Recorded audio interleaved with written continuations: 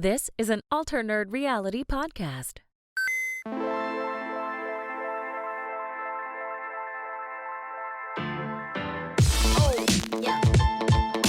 Alright, what is up everyone? Welcome to the Alternerd Reality Podcast, a podcast for all things nerdy, from video games to movies to board games. You are going to find it here, folks.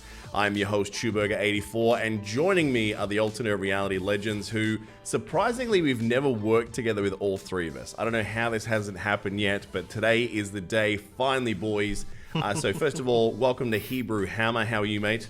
I am doing very good. As you said, I'm so glad that we're finally all in the same podcast. We've been talking about this forever now, but we've never actually done it. So this feels really fucking good. Oh, and we can cuss too. We can cuss all together now. We can cuss a little bit. I mean, maybe the first 60 seconds to scare away potential sponsors, not the greatest idea, but we'll do what we're going to do. That's probably all right? All right. And a massive welcome to Pika. How are you, dude? I'm awesome. How about you boys? Oh, so good. So good.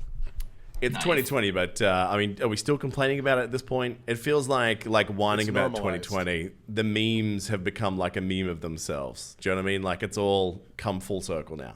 Yeah. I'd like to see what, like, if we could flash back to, like, 2 years ago, we would probably be just, like, so disappointed in ourselves for not realizing what we had at the time. You know what I mean? Yeah, isn't it funny how like the Facebook memories feature is more now like an FU? Like, you're just like, oh, you just reminded me of all the stuff that I could do. You can go F yourself, man. Like, that's bullshit. Yeah, I know. Definitely. But what a time for a podcast, though, guys. Especially this one. All right, what we want to do is create a fun space where we can just forget about all the crap that's happening out there and just enjoy the things that we love. So, you know, great movies, TV shows. What this show is basically going to be is just three dudes who have common interests, just talking about the things that we love, what's happening in the movies, games, and, you know, nerd sphere out there. Now, look, what we need, though, folks, if we're going to make this thing work, is we need your help, all right? And you can do that with just your fingers or with your money. That sounds way more sexual than I anticipated. Or was it? So, folks, obviously bring a brand new episode. If you take a couple of seconds, if you like what we're doing here, to head on over to Apple Podcasts and give us a 5-star review if you think we're worth that. That really helps people find us. And anyone that does leave us a 5-star review on Apple Podcasts, we will read out that review, as long as it's not too, you know, crazy or racist or whatever people are leaving comments on these days. We will read it out on next week's episode as a way of saying thank you so much for helping people find us. Make sure you tell your friends, share it on Discord, share it on Reddit. But of course, being that it is a new podcast, we're going to need new equipment for some of these guys that haven't done this before. So if you'd like to head over to our Patreon site, so that's www.patreon.com/ANRPOD. That's ANRPod at patreon.com. That will be really, really helpful. We're going to have tiers starting from $1. It's going to give you access. You're going to be able to get raw and unedited versions of this podcast, which we've done things raw and unedited with us before. Sometimes it gets pretty loose. Not going to lie. That also sounded like a plug for an OnlyFans or something. Yeah, this just gets better and better. Our little gaming menage a trois here is off to an amazing start. Yeah, for real. Well, this is basically what I'm gearing towards, guys. Like, I'm just going to use you guys to get in for me, then I'm going to start my OnlyFans, and then my career is just really going to take off. Yeah, I'm sure that there's some kind of, like, bearded lumberjack, like, chub fetish out there that I can tap into, but we'll figure that out. There's a niche that hasn't been filled yet, and you're the one to do it. Well, if you're going to be the man filling it, let's not go there. All right, so what we're going to do now is just a quick background for people who haven't heard us before, just about like who we are and what our nerdy flavors are, I suppose. So, Mike, why don't you tell us a little bit about yourself, man? Yeah, so pretty much I'm at the tail end of college right now, so I'm about to be entering the job world, the big boy world. What a great time to be entering the workforce, though. Absolutely. Yeah. I pretty much will probably never work in an office at this point. I'm just going to be working at home forever. That sounds awesome. Yeah, I'm there in my life right now. I am a massive gamer, have been gaming since I was little. I think the first game I ever played was Twin Sins Odyssey. Have you guys ever heard or played of that before? No. Twin Sins Odyssey? Classic game. There's going to be some people right now that are screaming like, oh my god, I know that game. It's amazing. Anyways, but yeah, huge fan of RPG games. I think probably my favorite game of all time is probably Fable, which we will talk about the new Fable coming probably in the next couple episodes, I'm sure. So huge mobile gamer. I think more so than either of you at this point, because I know that there's a secret disdain, or maybe not so secret disdain for mobile games on both. It's not a secret. Yeah. It's not a secret anymore.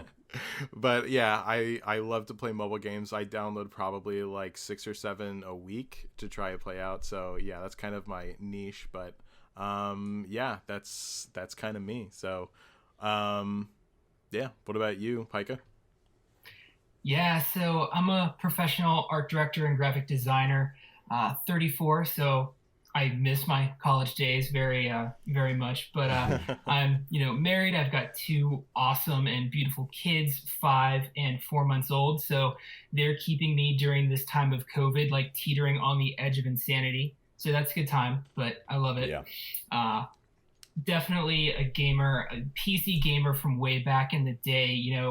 Let's see, StarCraft is definitely, in my, suitcase of favorite games. Roller Coaster Tycoon, love that game, sunk tons of hours, and even into console with like Tony Hawk Pro Skater, which we might talk a little bit more about since it's getting remastered. That's, speaking to my background in nerddom. I just love it. I couldn't get enough of it.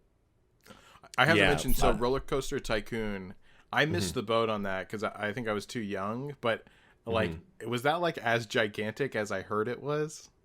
Like, because they came out with like a mobile version and people were freaking out about it being like such a massive hit a while ago. Well, the mobile version was a disgrace to what the original game was. So, yeah, I tried it out, it was garbage. There was expansion packs. There was like 4 iterations of that game. It was massive. I played the crap out of it. It was a pretty cool game back in the day. Because what was first? Was it SimCity? I think was the thing that sort of sim games all came from, right? Yeah, and then there was like this mad rush of tycoon games. Like everything you could have made into a tycoon style simulator, they made it into a game. It was like the beginnings of that like farm simulator, like Farmville style, back on PC. Well, I remember Railroad Tycoon. On this, we're just talking about this off air. Yeah, as I'm saying, so you've never drowned like someone that you've named based on the real world in a swimming pool. I've never even, I have not. And I'd never even, like, none of my friends have played Sims either. I think it was just like probably just before like my age to play it. Probably I just missed the boat on the Sims. I never got the appeal personally. You guys just went around murdering people on it apparently. Well, I jumped on the PC because my sisters played the crap out of it, right? And whenever they were on the computer, it was like, obviously, I wasn't playing a good game like Command & Conquer or something like that. So, like, they'd leave the computer for 5 seconds and I'd go in and, like, remove all doors and windows and stuff. And then they just start, like, defecating in the corner. It becomes Lord of the Flies real quick. And, and then people just kind of die. And they come back and go, no, my friend Jeffrey's dead. That's funny. So that was always fun. Mm-hmm. Always fun. So for me, I'm probably a very eclectic nerd. So I've played probably just about every console that's in existence these days, except for maybe one of the old school things like the Atari Jaguar, which I'm sure you two have never heard of that at all. Don't worry, no one has. Atari. I've never played the Jaguar. Yeah, well, the 2600 was my first console, the Atari 2600 ever. My folks bought it for me, and I was hooked from way back when, and the old school arcade machines. I'd say RPG is probably my flavor these days, but once upon a time, I was like Pika, man. Like, it was all about the RTS games. Command & Conquer, StarCraft, Warcraft, anything that was craft. Like, old school, like, really offbeat RTSs as well. Like, I used to play the crappiest ones. There was a really weird series called KKND, which was Crush, Kill, and Destroy, but with Ks, because Mortal Kombat started this dumb trend of let's just replace C's with K's for marketing, which I love so much, but they were genuinely like average games, right? But these days, it's all about the RPGs. I've got a real itch to dive back into an MMO at the moment, and I think there's some good options coming up shortly. As far as everything else, I don't mind collectibles. I haven't really done much since I left Australia because all my collectibles are sort of locked up there. The only thing I bought recently was the Infinity Gauntlet Iron Man version, which I'm pretty stoked with. Got my eye on a Deadpool head at the moment that kind of talks. Like, so I think having that on streams would be pretty hilarious. Just going, what do you think there, Deadpool? Yeah. That'd be pretty cool. So, and then you, Hebrew, are responsible for one of my more recent favorite nerdy things that I've got a massive craving to do again, which is Dungeons & Dragons. I never played it until I met you. Yeah, that's right. And we had a couple of podcasts going for a while, which we've temporarily shut down just for time and, people being unavailable during COVID. But yeah, man, I really can't believe how much into that I got. Like just a place to go and play and be an idiot and try and outthink people. Yeah, I've never seen someone take the reins so much as you, like right out of the gate. You fucking went for it. So loved it, man. It was a hell of a lot of fun. A lot of fun. So look, we're going to talk about a lot of different things as we go, but more importantly this week, boys, what have you been up to? What have you been playing? What have you been watching? We'll start with you, Pika. Yeah, so most recently I finished up Ghost of Tsushima, which I just loved. It wasn't a game that really I paid too much attention to it coming out. And actually watching you stream it, Chew, I was like, you know what? I'm gonna get into this. I'm gonna pick this up. And the story, and it was probably one of the more beautiful games graphically I've seen in a really, really long time. And the story and how it progressed probably outpaced the graphics for me in the end. It was a gorgeous game. Yeah, I saw the game. I was super tempted to try it out, but I never ended up actually pulling the trigger on it. But if you guys both think it was amazing, I think I might go ahead and purchase it. Well, we're at 2 different points because Pika, you finished it, which I wanted to ask you, like, do you think that's worth it? Because being the like old school Assassin's Creed style, completionist that I am, like I used to go, well, there's the question mark over there. I need to go check that out. And it's just like, oh, there's a fox. I'm going to chase that fox. And I've done that so much. I feel like I've played like 20 hours of that game and I still haven't finished the first island. Do you recommend going right through to the end? Because I've heard that the story itself isn't that strong, especially the main story, especially the end. Without any spoilers, is it worthwhile pursuing it right to the end of that story? I would absolutely say so. For me, I would not agree that the story wasn't strong. I thought it was strong, and without, obviously giving any spoilers, you get to define your own ending in that game. And I always appreciate that in a game where it kind of allows the player to have that unique experience and get something out of it that maybe a different player wouldn't. So I would definitely recommend finishing it. It is not the ending I expected it to have, which is additionally something that I enjoyed. And I would say there's so much more to see in that game that the first island doesn't show you. There's different elements of nature that you will completely miss if you stick to that first island. There's a whole thing with lighthouses that's pretty cool. So you have to keep going. You have to push through. I would say there's a solid midpoint where you can kind of put the side quests and the journeys and chasing the foxes and the bamboo strikes kind of to the side and focus on the main mission without sacrificing the experience. So that's kind of what I did. I hit a certain point and I was like, okay, I need to see where this story goes, and I focused on that, and then I did some of the side stuff afterwards. And I have to give the developers a lot of credit because the story didn't become disjointed. A lot of times with those side quests, if you do them at the wrong time, the characters don't match up, or what they're discussing doesn't mesh with where your story is at. They did a great job of leaving them open enough that it fit in whatever order you completed it in the game, but didn't take away from your experience. So you got to finish it, man. You'll miss way too much of it if you don't. Well, I left the timing too late. There's so much that is going to take up a lot of my time over the next week at least. That I think it's going to be one of those ones that maybe with a bit of downtime over Christmas that I loop back around to. But it's also because you're a crazy man who decided to start another podcast. True. Well, to be fair, I deleted 5. So I feel like I've made room in my life. And plus, I deleted a game that you're still playing, and this is one of the podcasts that I did for several years, which is Marvel Strike Force, which is one of the most painful, time-consuming experiences that I was having. So I mean, removing that is literally freeing up 2 hours a day. So I mean, that's been pretty great, and it's allowing a lot of time to do things that I want to do, like this podcast, because that's why one of the reasons we created Alternate Reality in the first place is to create a community of people to talk about all the stuff that we did. Like the amount of times when I was 18, we get drunk and just talk about our favorite shows and gaming and that sort of stuff. Right. Replicating that experience for me in 2020 is exactly what I want right now. 100%. Yeah, I agree. Yeah. So we got time, boys. We got time. So that Marvel Strike Force. Anything else from your side, Pico? No, that's really the most recent thing I've been up to. I'm anxious to hear what you guys have been doing. Yeah, what about you here, Brent? Yeah, for me, so I always have, for people that don't know me, I always have League of Legends on my back burner. So I'm always hopping into League of Legends. I'm always hopping into Legends of Runeterra. I'm a humongous Riot fanboy.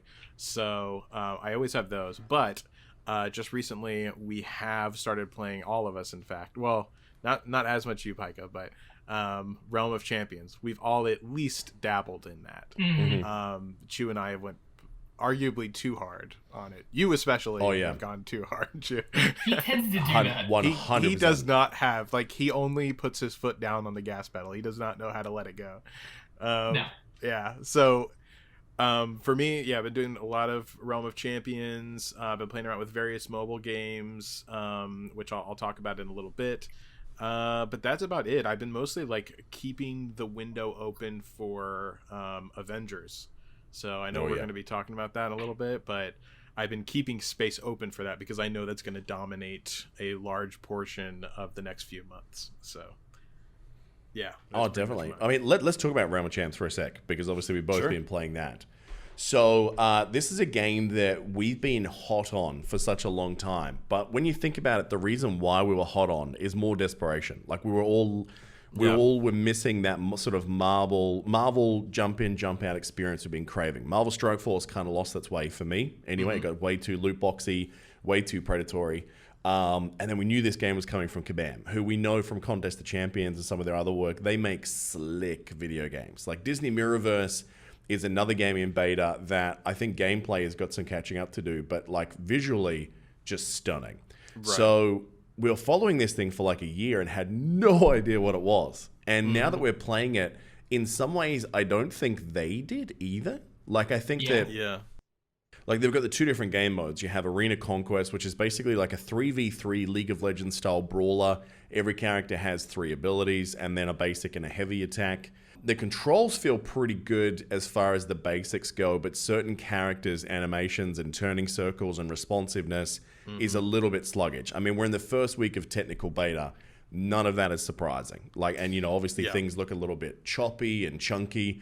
Same again. I'm not going to criticize them for that. Although every other beta I've done with Kabam has looked a lot better than this visually. Yeah, exactly. I hold it to the standards of other betas that I've played, and I will say this one is definitely, it's not as well off as I thought it was going to be whenever they first announced it. There's a lot of problems.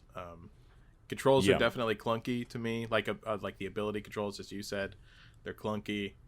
I have bitched about the gear farming and the matchmaking a lot, which partly is because, of course, it's beta, so we don't have as many players on there, so you're getting wildly mismatched teams. But they do have a bot system where they fill in people with bots, and I don't understand why, if you have a 1K person on the other team, why they just don't fill it in with a 1K bot on your team. I'd take that over a 200 person on my team that they just randomly find.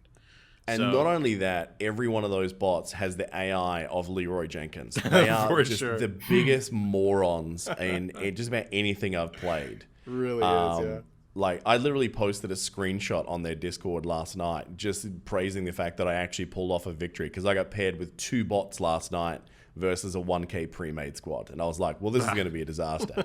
And then managed to pull it out of the backside. So I was like, oh, okay, it is possible. That is definitely frustrating. But again, I think it is just the limitations of a technical regional beta as well. It's only really allowed in the Philippines at the moment, although everyone's kind of working around that. Yeah. So we are seeing the same people over and over and over and over. And obviously people hate the matchmaking system, so everyone's forming pre-made. So solo queue experience is terrible. There is a pretty big 100%. Bug that kicked in with patch 0.1 as well that basically broke the leveling system. Yeah. I've said to Hebrew off air, I've got a conspiracy theory that they saw a couple of guys like myself going, oh, they're going to be done in 5 days with the cap we have on the beta. We need to slow this down. So I don't know if that's true or not, but it definitely kind of feels like it. especially because they're slow walking the fix. So you can't actually go all the way up to level 20 right now. Anything that wasn't above 10 before that point of the last patch, you're kind of stuck there. So, but there is something hooking about the gameplay, I think, for the arena. I don't know what it is, but there's something that I think after playing Marvel Strike Force, where there really is zero skill, it's just about who's got the biggest wallet. So far in this game, skill does matter to an extent. Like when the gear's all even, there is that skill component. Absolutely. I think some of the ability matchups are great. Some of the synergies are fantastic. Some of them are definitely overpowered. Like, you know, 2 Storms is stupid if they know what they're doing. Yeah. But I enjoy it. I think that game's got a lot of potential. I think they need to put some work into how rewarding the co-op mode is, which is basically like, the best way I can describe it is, do you guys ever play Dawn of War series? I've not. No, I haven't. So really great series for Dawn of War 1, Dawn of War 2. Don't waste your time with Dawn of War 3. They thought, oh, let's change the format because, you know, no one loved the first 2 games or anything, and it was terrible. But there was an add-on multiplayer thing for Dawn of War 2, which is basically like a swarm mode, where basically wave after wave after wave of enemy would come, you'd upgrade your gear over time, and you can kind of progress, you know, more and more and more swarms. So that's kind of what they're doing, is they have this wave-based feature. But as you and I find, Mike, is that basically it takes 3 to 4 times as long as the other mode. The rewards are less, and there's always a broken wave. And when that dice rolls and you get that wave, there is nothing you can do about it. You are going to die. Yeah, that's the thing. It's just it right now, like, it definitely has legs. I see it doing well, and I see if as long as they market it correctly with a Contest of Champions, because Contest of Champions has a gigantic fan base that's, you know, persisted for years now. I think it's like 6 years running or so, something like that. It's been a while. I don't know if it's that long, but it's been a long time. Yeah. So as long as they market it correctly and do like crossover events and things like that, it's definitely going to be popular. They just really need to make sure that they kind of speed up fixing these things and making sure that it's polished, because I don't want to see what happened or what's happening with Super War happen to this game either, where it's just stuck in beta forever, and it's like, at this point, why bother, you know? So now this question goes to both of you. So one of the main criticisms we saw in the Avengers PS4 game, well, beta, when we were playing it, or PC, whatever, it was that people were like, okay, this is great. I can collect all this new gear for Black Widow, Iron Man, whatever, but I feel like I want to see the look change of my character. And people are like, this sucks, man. I hate this. And then in this game, we actually have it so that when you equip different armor pieces on each of the characters, it does change their appearance. In some ways, in very clunky, very weird ways, right? Yeah, some of them look fantastic. Some of them look terrible. Like, so for example, if you get the right gear pieces, you can actually take your normal Hulk and make him into a Red Hulk, right? If you get the right stats and the right combos. I haven't even seen that. Wow. It's awesome. Okay, really cool. Yeah, and like I have a Storm haircut at the moment, which looks awesome, but then the Storm ones, the Storm piece before this one, though, very much looked like I was taking like a Bruce Jenner type experience. Like the appearance was very, very different. I know, whereas exactly. The one I've got at the moment is like that sort of like side mohawk type thing, which looks sick. So what do you guys think is the right play here? Like, do you like the idea of customizing the look based on the random pieces? Or would you prefer it that like gear changes stats but doesn't change appearance? I mean, I have a strong opinion on this, but Pika, I'll go ahead and let you hop on this one first. Yeah, so the trouble is that anytime the like skill or like attribute or power levels are dictated by the gear, you know, that increases king. So you're going to sacrifice the aesthetic look for the stat gain you're going to get from that piece of gear. If they're independent, that's like the perfect system. So now I can have my stat bonus and I can have the look that I want. It's like a cake and eat it too situation. That's perfect. That's what I want. Not a situation where, okay, I have to suffer this horrible, you know, Jenner look because it has, you know, the skill increase that, or the stat increase that I need to get.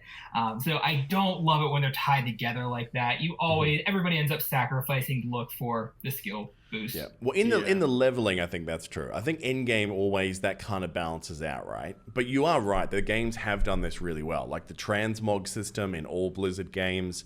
I think they've really got that as an art form now. I think DC Online was one of the first ones I can think of where once you unlocked a visual appearance for something, you could completely divorce that. You know, some games, I think they take it too far where they try and monetize that.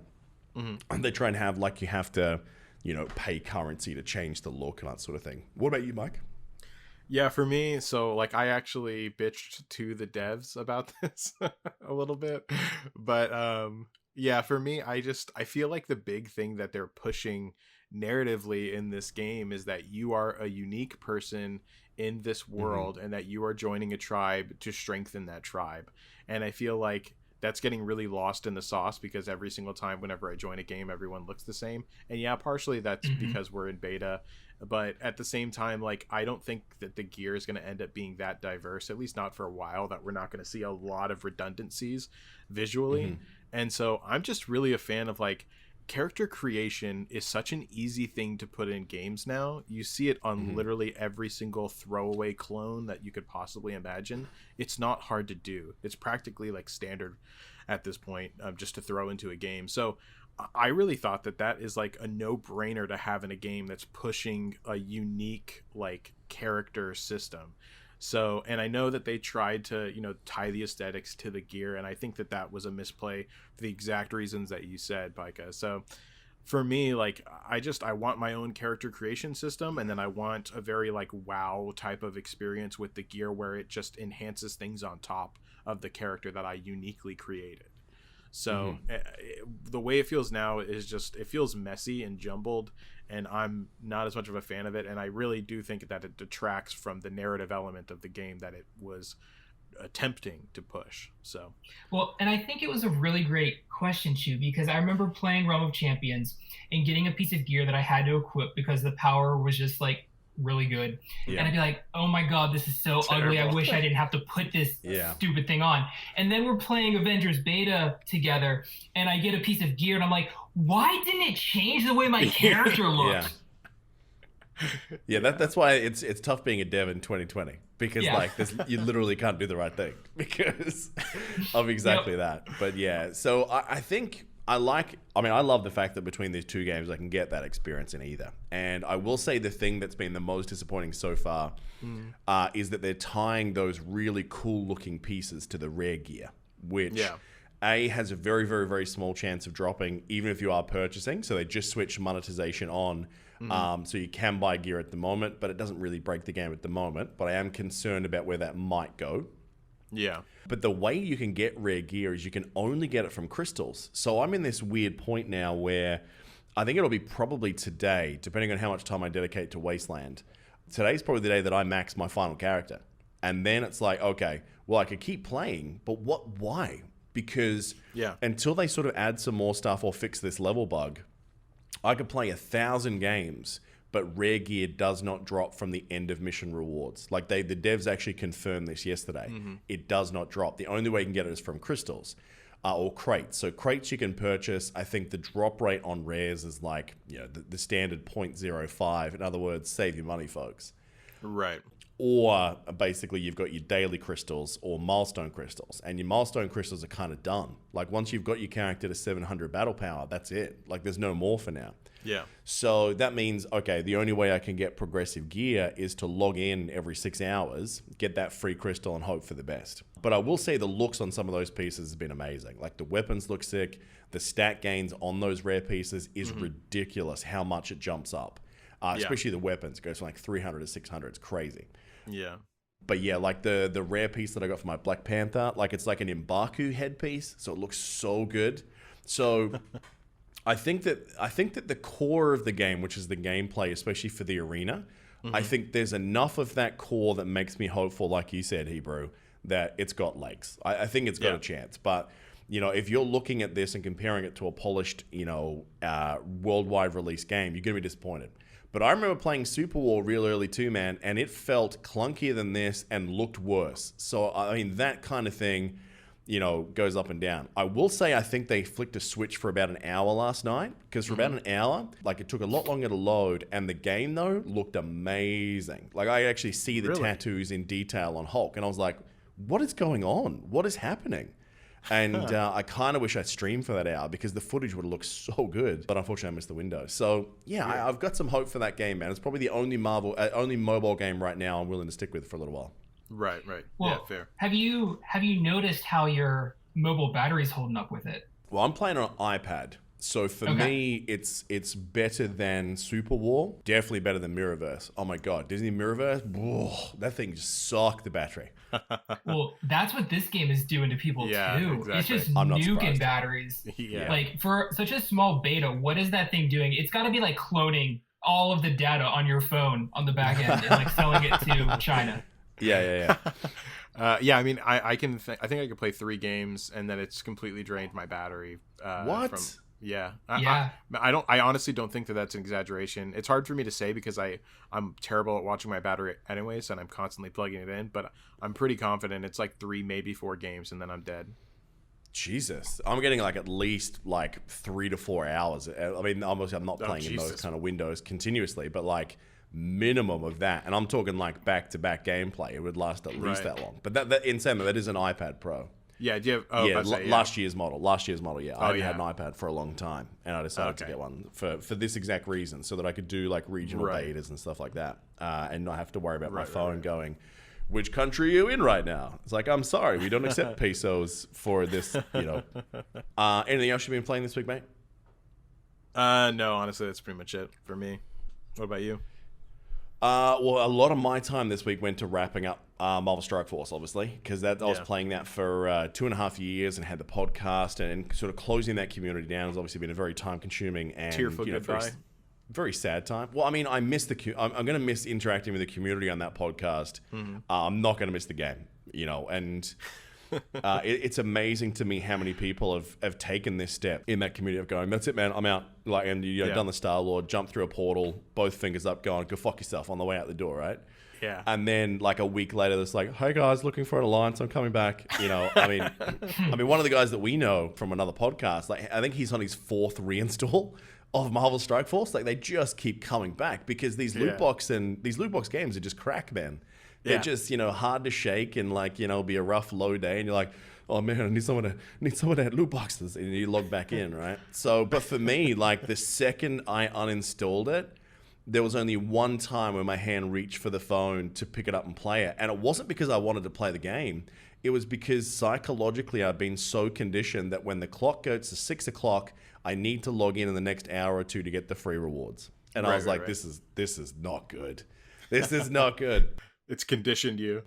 I have zero regrets in leaving that game, other than the fact that I probably nuked all of my progress as a content creator. Like, this is literally starting over. But dude, it feels so much better though. Like when I uninstalled it, dude, I could not have been happier. I was like, I know, right? So I just want to have fun in video games again, and I don't want to tie myself to one game ever again. Because I mean, if it hadn't been for the podcast and that community, I would not have stayed there as long as we did. Let's face it, I would have quit probably the day that Red Stars came out, which I think was 8 months into the game. Yeah. One of the worst, most predatory mechanics I've ever seen in my life. Good God. But anyway, so glad to be away from that. A lot of Realm of Champs. And then, just basically scouring the internet, trying to keep up with all the news this week. Because with the DC Fandom event, there's a hell of a lot to talk about. So if this first episode is like 4 hours, guys, this is not the normal. There's just so much to talk about this week because we've seen everything in 2020 has been delayed. And now they're like, oh, we've got 3 months left. Release everything. Yeah. So let's jump into that. I know. Let's talk about the DC Fandom event. So we had a lot of teaser trailers and some really awesome stuff come out of this. So did you guys get into the first Shazam movie? Yeah, I saw it. I actually, I know I got a really high score. People loved it. I actually hated that movie. So hated? That's very passionate for that movie. Hated that movie. All right, show your work. Why do you hate that movie? So I think one of my biggest things was that I felt like I forgot who was the lead actor on that. Do you guys remember? Oh, the guy from Chuck. I know the dude's name. Zachary Levi, is that it? I think so. Well, I guess regardless, he acted like a stupid, immature kid way more so than the actual kid that he transformed from.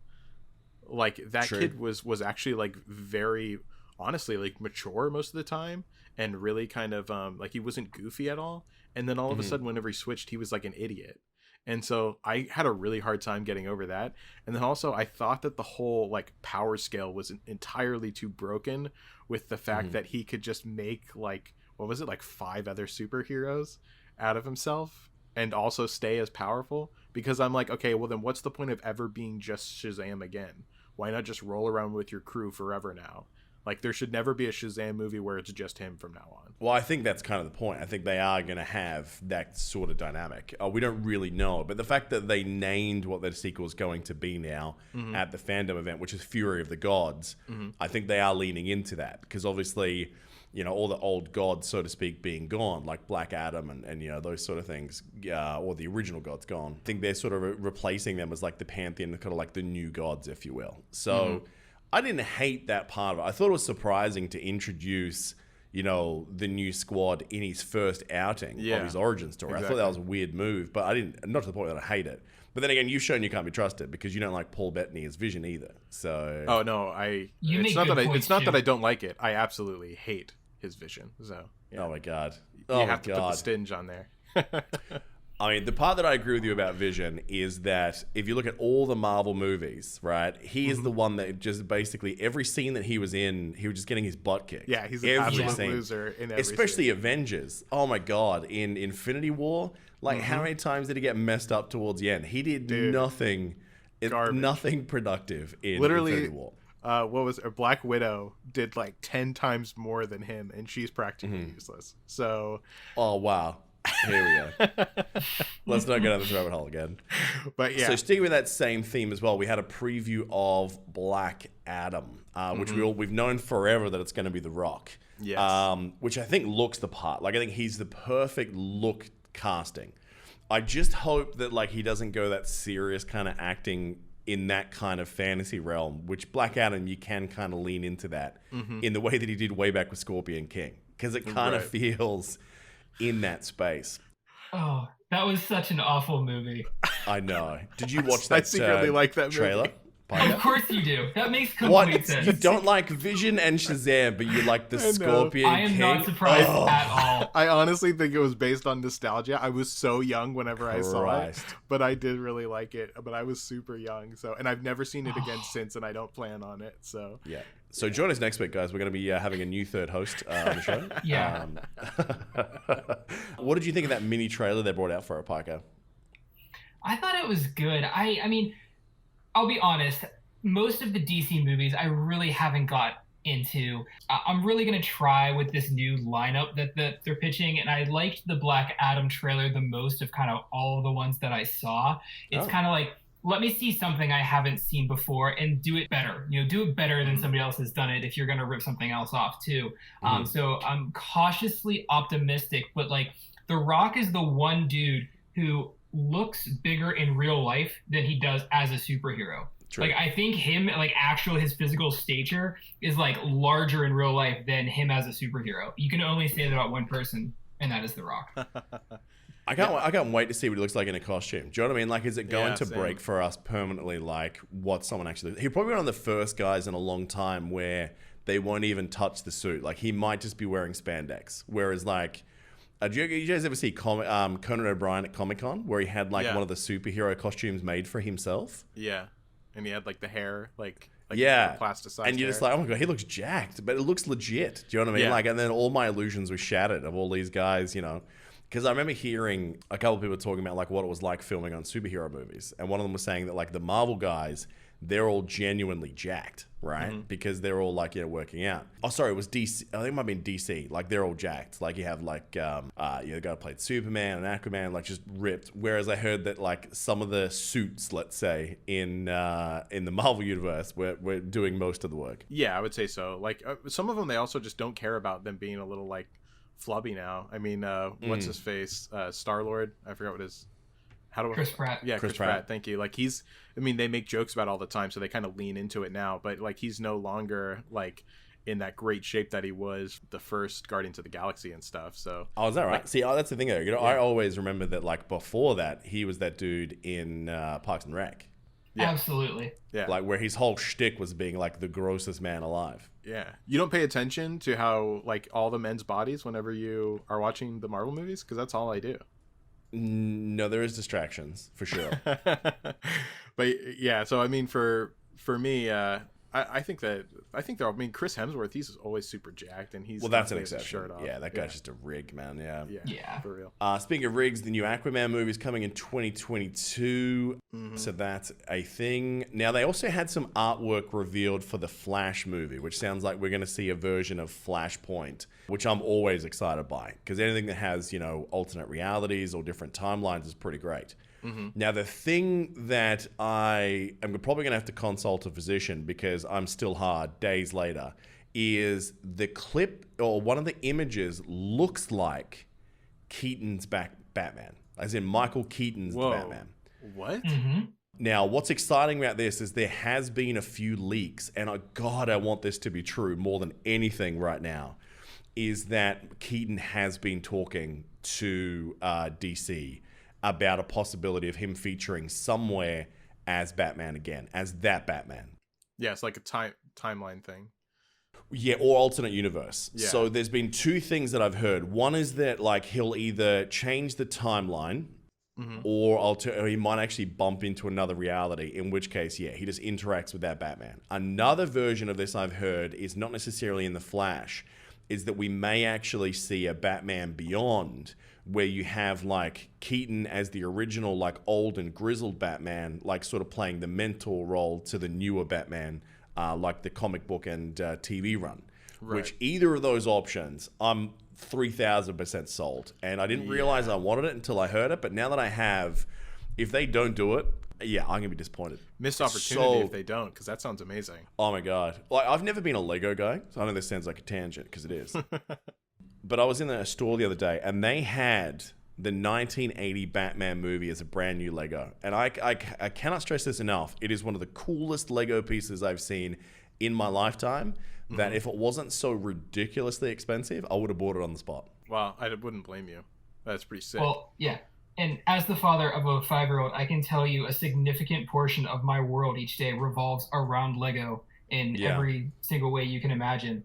That's amazing. The Michael Keaton is Batman, and just a little tidbit, he's from my home city. So, No way. Oh, true. yes, we're from the same city. So you're like best friends then? Exactly. That's pretty much what it means. I've been approached to play Robin, so Right. keep your eyes peeled for that development. I will say, man, if I can hear your voice as like an animated Robin. I'm not gonna lie.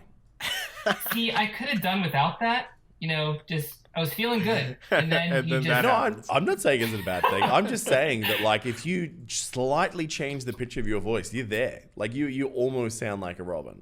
Well, that's a terrible do thing you to even say to really- someone. Do I even need to really change the pitch, to be honest Oh with you? God. I was trying to make you feel better. The reality is no, you don't. See, what's interesting though is that your Batman is Michael Keaton. Chu, is your Batman Michael Keaton? Yeah, he's probably number one, number two for me too. Well, this is where we break apart, right? For me, I rate them differently. I rate Bruce Wayne's and I rate Batman separately. Because here's a controversial statement. The best Batman for me, for authenticity, is Affleck. Really? But he's one of the worst Bruce Waynes, thought right? he was terrible. Yeah. But he has the size, the presence. I hate the voice they did with the little voice changer thing. We can stop doing that in comic shows now, all right? We get it. They have to hide their voice so no one knows who they are. Right? I understand that, right? Yeah. But I think out of all the things that we're suspending our disbelief for, the voice that no one goes, oh, hey, you sound like Jeff from Accounts, right? No, it doesn't. No one gives a shit about that anymore. But that little voice change thing they all do, like it's even in things like Supergirl and that now, you know, or Barry vibrates his voice box on the Flash TV series so he can sound different so no one recognizes his voice. So, yeah, for me, the physicality and the way that they did that brute, barbaric, bullying type force, like that scene in Batman vs. Superman or Justice League where Batman comes up through the floor and just starts going Hulk mode and just beating the sweet Christ out of people. To me, that kind of brute force thuggery at all costs, that's Batman, right? So I love the way they did the physicality of Affleck's Batman. But as far as Bruce Wayne goes, yeah, Keaton's up there as one of my favorites because he kind of played the normal guy a lot better. So for me, I like, first of all, my Batman, my RL Batman is Christian Bale, because I didn't even really see the Keaton Batmans until after, and the George Clooney Batman.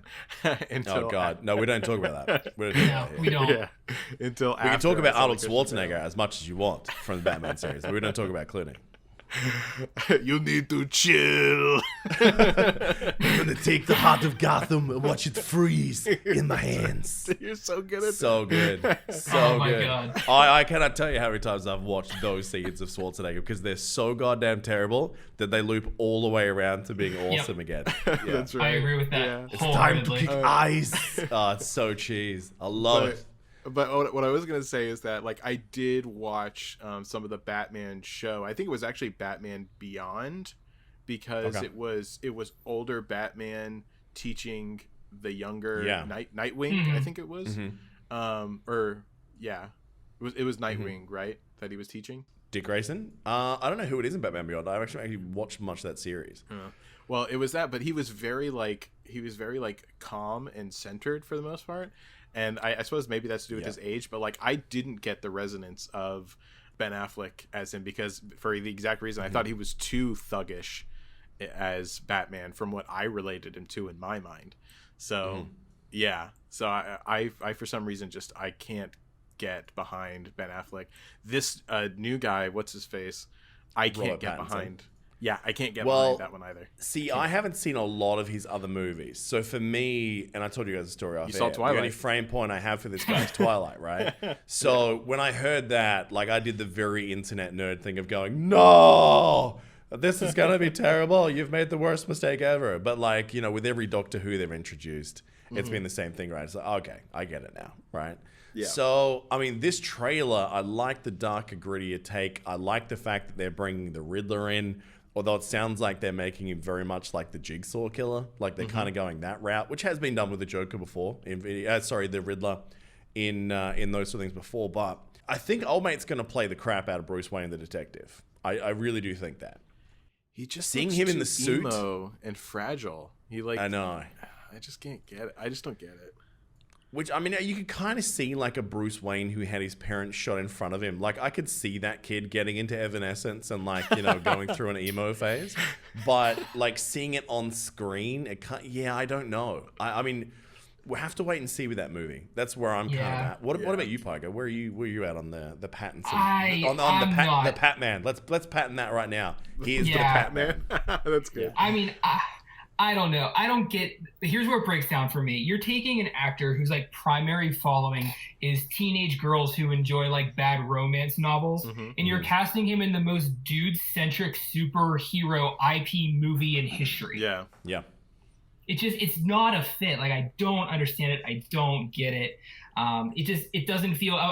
I'm like, I still have PTSD from Solo, a Star Wars movie, where you just never bought the character in that role playing that that character that has such like prominence, and the idea that you have of them going into that movie, they never live up to that mark, and I'm concerned it's kind of going to play out that same way again. I share the concern. I will be more than happy to eat crow though if he ends up being amazing. Like, if he pulls, like, I remember Daniel Craig was like, everyone was hating on Daniel Craig so hard whenever he was picked to be the next James Bond, and then literally everyone apologized to him right after Casino Royale came out.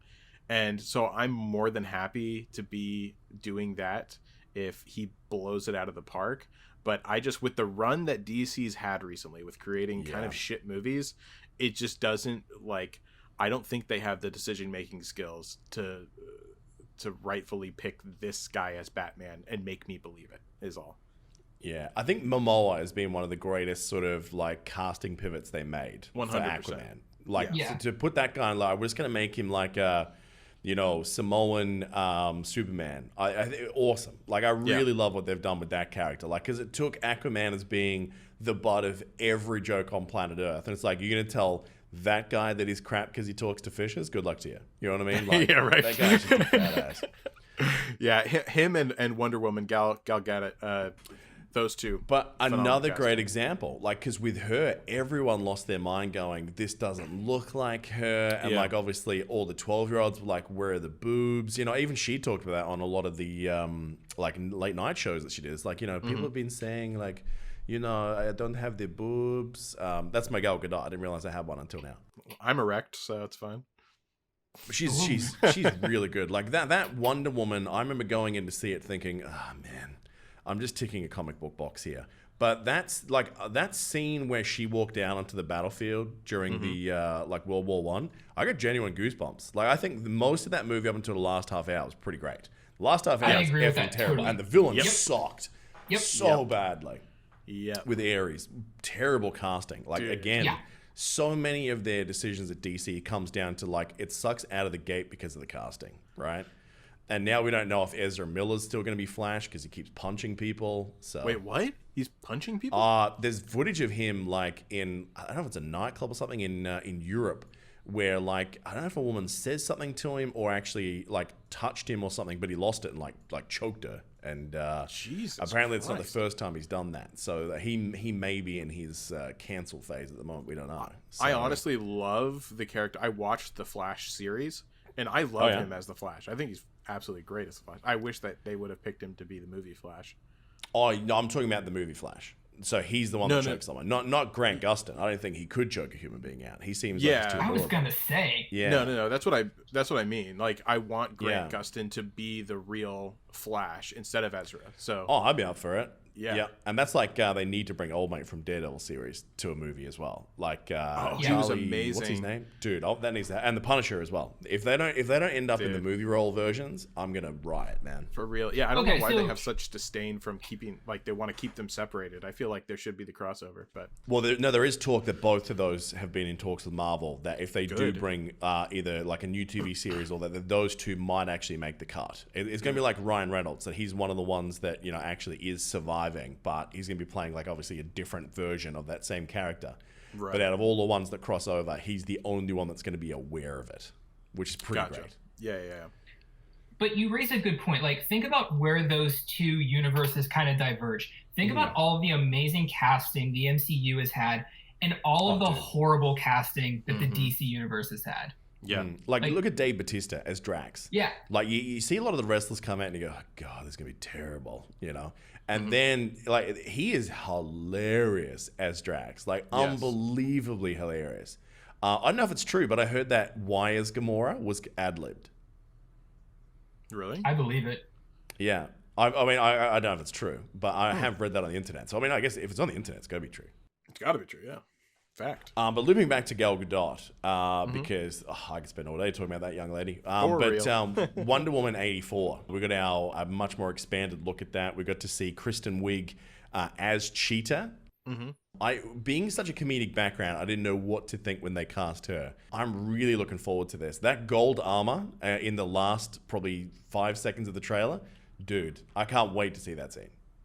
I am, like, worried, I should say, because of Kristen Wiig. Because I like Kristen Wiig. Oh, really? Yeah, I like Kristen Wiig. I think that she's a great comedic actor. And I'm not saying at all that comedic actors cannot be put into fairly serious roles. But, like, because I look at Chris Pratt, like, directly for this. But in this role, I didn't see any kind of funniness built into the character. And because she is so widely known as a comedic actor, I don't think that she can play 100% straight-laced character and make it believable. This is where I disagree with you, because one of the things that she's, like, infamous for on SNL is that she's a wonderful character actor. Like, her impressions and the way that she, like, commits and goes into a character so hard that sometimes she's almost unrecognizable as Kristen Wiig. Like, all you're seeing is this character that she has.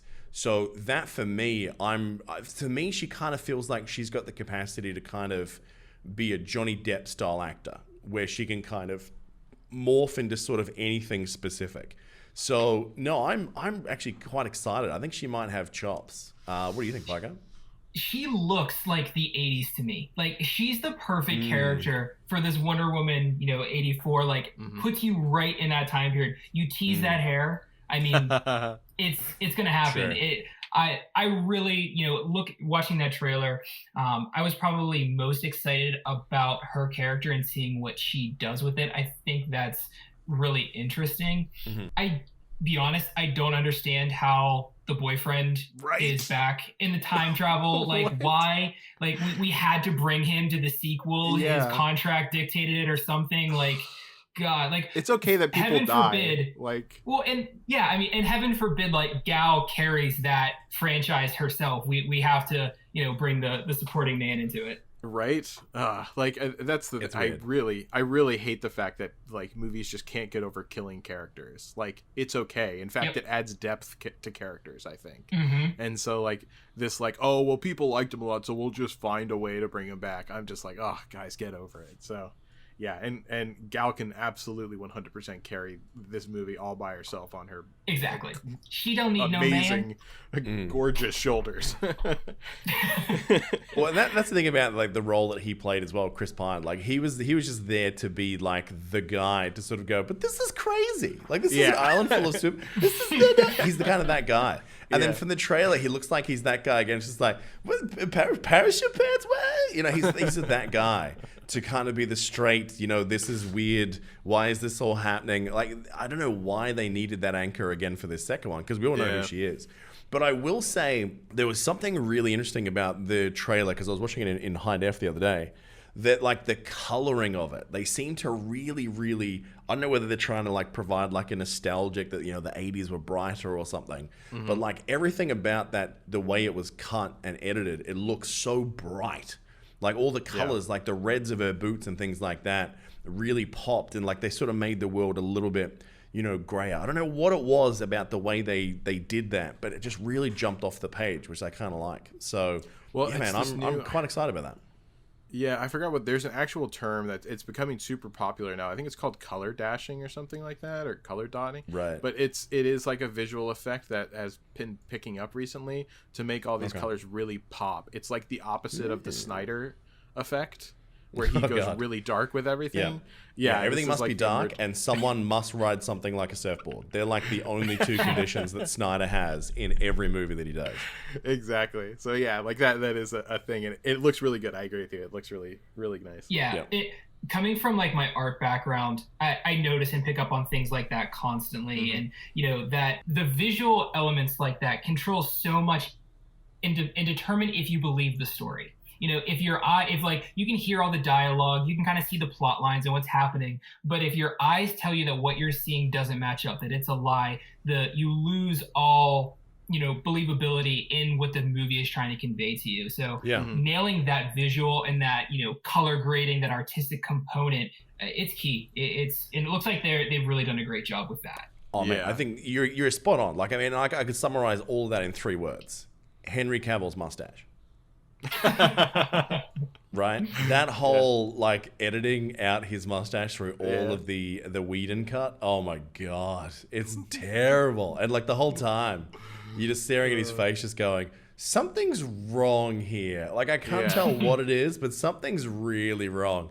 And then as soon as someone tells you, oh, they've CGI'd his mustache, you're like, oh my god, and you cannot stop looking at it. It's so distracting. So the main reason I want to see the Snyder Cut, and thank you for that perfect segue, is literally just so I don't have to watch that part of it again, right? For real. If they redid the movie without CG mustache, I'm on board. What do we think Snyder Cut is? Is it gonna pan out? Is it gonna be this thing where it's different enough a movie that we all completely change our mind on that movie? I think it's going to be better, but it's not going to be good. I think honestly, like Snyder is also, I forgot what, it was some interview that he did like not too terribly long ago too. It was after all the pushback from, whatever you call it, Justice League.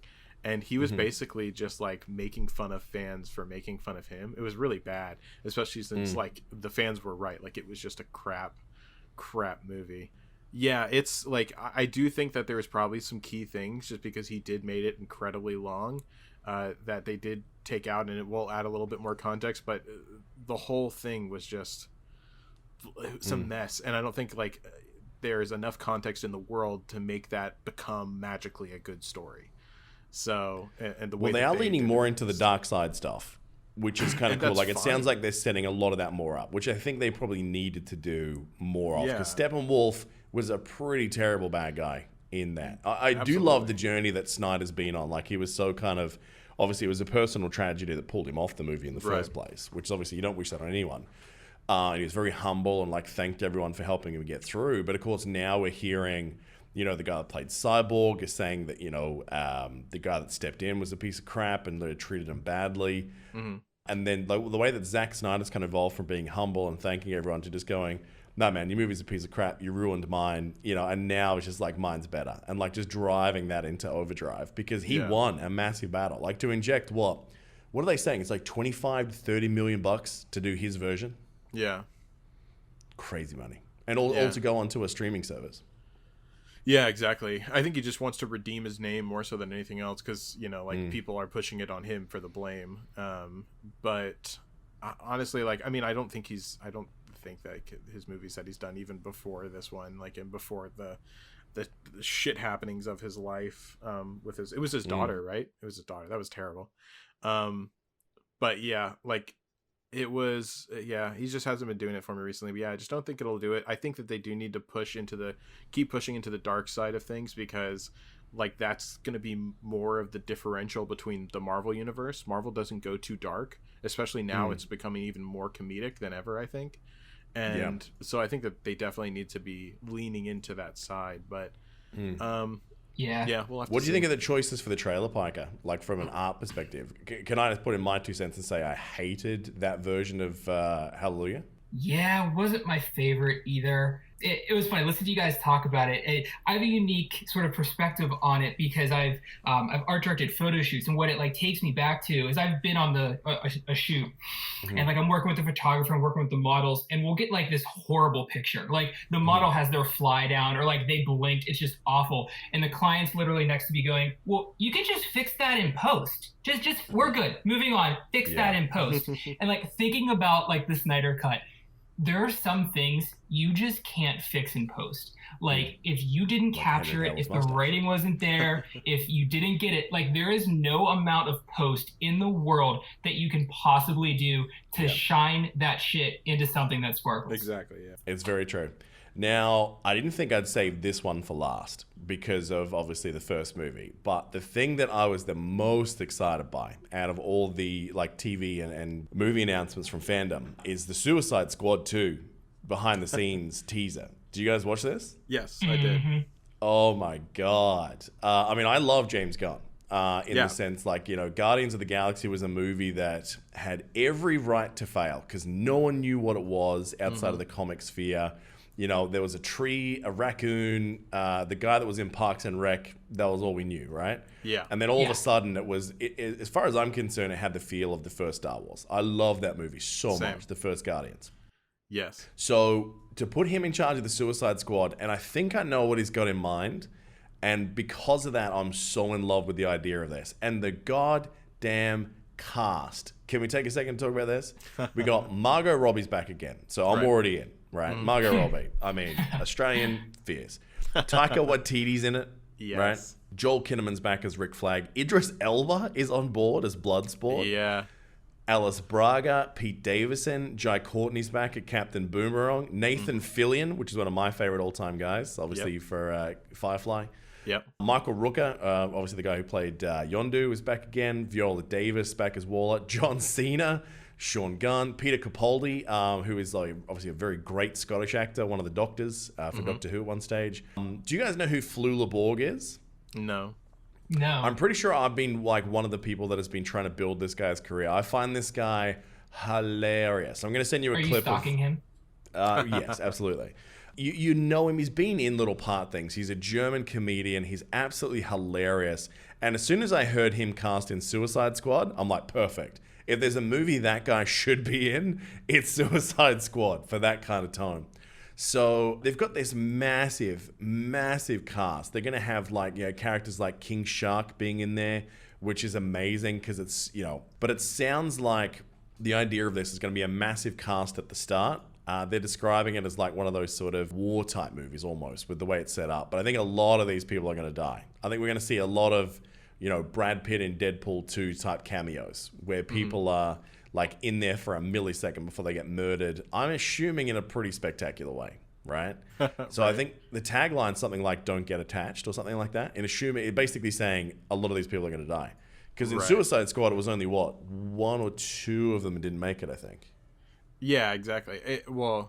I think that, like, as you said, we're going to be seeing a lot of them, like, killed off here, Deadpool style, because there's just too many of them. I was like, I don't really know Suicide Squad that well, but whenever I saw all these big names, I was like, A, there's no way that this movie can afford that. And I was like, B, like, there's no way that they can do all these characters justice. That's a lot of stories to tell. Yeah, I don't think it's going to be that much story. I think it'll be some, but I think it's going to be a lot of action in here. I can't wait for this. Like, now that I've seen some of this, the cast, the way it's being shot, you know, some of the stills, I think he's got the right attitude for this.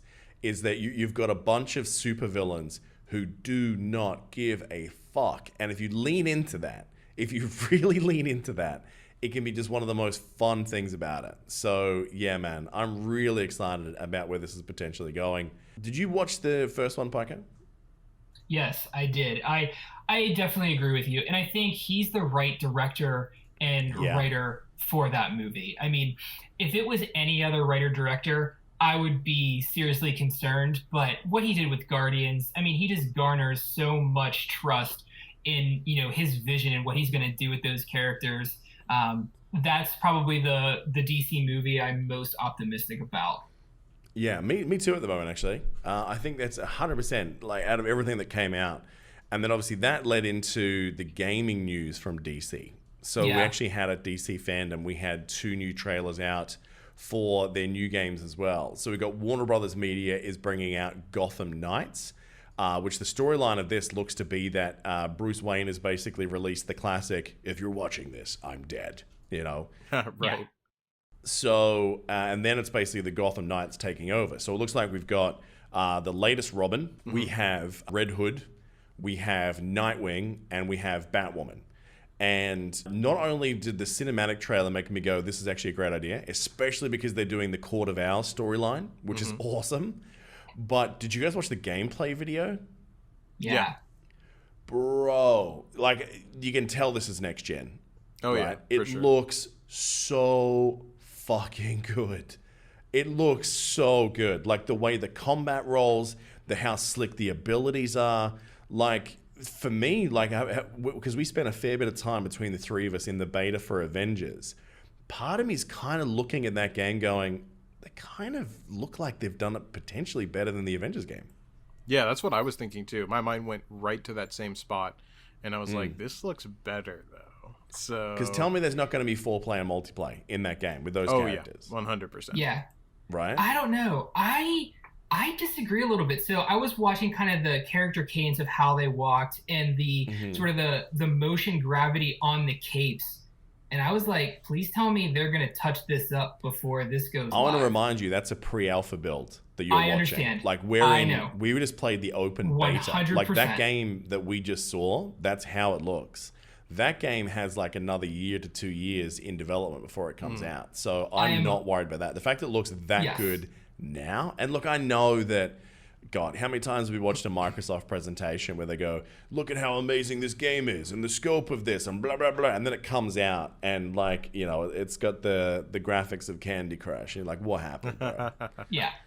So I feel you that there's a couple little things, but if you take a step back and realize how early that is, and they probably brought that announcement forward from what they probably would have normally because of, you know, DC Fandom. They needed to have something this year because there was no Comic-Con. I'm really excited about the potential for that. Yeah, I definitely think, I just hope that I don't want it to be an exact clone of Avengers, but I hope that if it is going to be similar, like, I hope that they learn from Avengers on what to do and what not to do, since they're going to have a bit of time after this release. So, yeah. It feels like it's going to be more single-player centric. It does sound like it's going to be an open-worldy type game.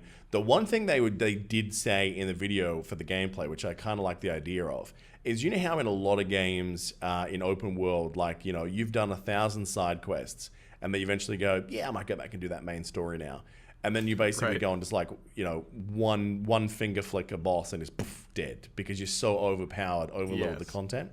they were saying that the game is going to scale with you for the boss fights. So like, you know, some bosses, if you're above a certain level, they're going to have extra abilities, they're going to have extra hit points, extra damage to make sure that every time you get to that boss point, regardless of where you are in the game, it's going to be challenging for you. And that Mr. Freeze fight, as much as we saw of that, looked awesome. Yeah, I agree. If they do that, that'll be really good, and it sets a good precedent for like other games to continue doing that in the future, because that is really annoying where if you're kind of a completionist and you like to do everything like as you go, yeah, like that is a huge problem where you just get to the end and you're like, this is all super easy. So I hope that they do that for sure. Sounds like a great idea. Because they were doing that with they gave you the choice in the new Assassin's Creed format games, didn't they? Where basically you got the choice of, am I going to be allowed to out-level the content, or does it scale with you, right? Oh, I didn't even realize that. I haven't played the most recent ones. Yeah, well, the last three, well, I say three, the next one hasn't come out yet, but the last two have had this, where you can set it up that way. To a certain point, I think. True, you can still definitely out-level. Like, once you get certain abilities and that, yeah, the game becomes a joke. I mean, not like Ghosts of Tsushima, where you literally have every ability known to man, like, you know, 20 hours into the game, and there's still 40 hours left. Right. No, I meant like Assassin's Creed, like it kept it within 10. It wouldn't let you surpass like 10 levels above your enemies. Oh, so there still was an advantage, so to speak. Yeah. I mean, I think if anything we learned from Origins especially is that it didn't really matter what the difficulty was. The real villain of that story was the hippos, because they would just murder you no matter where you went. Yep. I know, right? So that looks good, but I tell you what, man, I didn't know that I wanted this game, but good fucking God. Suicide Squad killed the Justice League. Oh, dude. I know it's only a cinematic trailer, there's no gameplay, but what did you guys think of this? Honestly, not a fan. What the actual hell? Why not? Not even the slightest bit of a fan. I mean, tell me why. I'm already not like the biggest fan of Suicide Squad. I think partly because like I had no real idea what the Suicide Squad was until I got the shitty version of the Suicide Squad from like the DC TV shows from Arrowverse. Right. And then I had the shitty movie from David Ayer, if that was his name, I think, from DC. So like I just had a really bad taste in my mouth. So I've never been a big fan of that, or even other than Margot Robbie for doing Harley Quinn, because you can't hate that. I don't know, it's just whenever I saw the gameplay, I was like, A, this is unrealistic. How in the world are they going to pull this off? B, the characters just like weren't, I don't know, like that interesting to me. I thought that the dialogue and everything was a little meh. In the trailer for the game? In the trailer for the game, yeah, the cinematic trailer. I thought what did you think, Pika? I think it was bland. Well, I think we know the problem here is that there's no Vision style character in the Suicide Squad for Hebrew here. That's the real point. There's no one the issue that we're facing. It's a fair point. It's a fair point. I don't know. I guess I thought it was something I hadn't seen before, and I find that interesting. Kind of a fresh take on a video game that could be interesting depending upon what they do with it. Now, I think we have to kind of see what gameplay ends up looking like, considering this was just theatrical. But I don't know if you can, pick your Suicide Squad style character and team up and do ridiculous stuff. That has good time written all over it for me. It's just they better justify being able to beat the Justice League at the end of the day, because everyone in the Justice League is 1,000 times more powerful than pretty much everyone in Suicide Squad. So that's my biggest beef. But see, that is 100% the point, because that's the thing that like has been lost so much in the recent iterations of the Suicide Squad. Is the point? They're expendable, right? They throw them on these missions that they're like, we got no hope of having people come out alive here. Let's take these criminals that we do not care about. We're going to throw them in and basically tell them, if you don't succeed, you die. Like either the mission's going to kill you, or we're going to kill you if you refuse to do it. That's kind of the point. So you have these supervillains that we know will do anything it takes to survive in the most ludicrous situations, right? And I love the vibe of that, right? And I especially, like, I've never really been a fan of the Captain Boomerang character, but they've kind of set him up in this with the appearance. He kind of looks like the Australian version of the demo man from Team Fortress 2. Like that's how he looks in this game. But they've made him really Australian, right? Which I kind of like. And King Shark is a hell of an interesting choice. But I love the potential for, like, if you look at that gameplay, if you look at that trailer, the fact that they've kind of got like the boomerang mechanic where you can throw it and then teleport to it. Yeah. I cannot wait to see how they do that. But the thing that gives me the most confidence is, guys, remember, this is Rocksteady, right? The Arkham games is probably the best representation that Batman ever had, as far as I'm concerned. And that's why it's interesting that they pivoted away from Rocksteady for this. So we know they've got like traversal as one of their big things. Their combat is very flowy. It's, you know, trying to set up big set pieces with overwhelming odds coming against you. And I think if you added in the potential for, I'm actually hoping that that does have options for a co-op experience, because I think playing as the Suicide Squad with those 4 characters could be real interesting. But if they make an Arkham Asylum game, basically, like clone that for this universe, for this team, I'm all about it, man. And watching how they try and take down the Justice League, or the dark versions of the Brainiac-controlled Justice League, I cannot wait to see how they do that. Because you're right, nothing makes sense about it, because the Justice League have kicked their butt time and time and time again, right?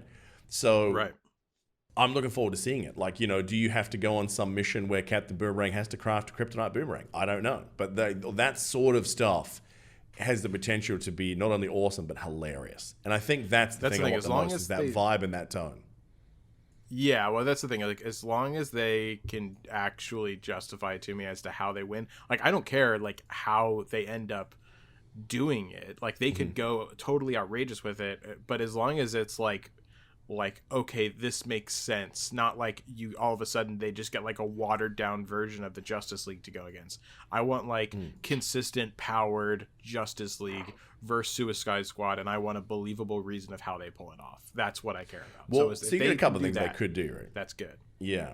Because you've got the version where basically they are controlled by Brainiac. So it's like the part of, okay, is there a part inside these superhero characters that they don't really want to do these bad things? So, you know, are they kind of not really fighting at their full power because they want to be stopped? We don't know.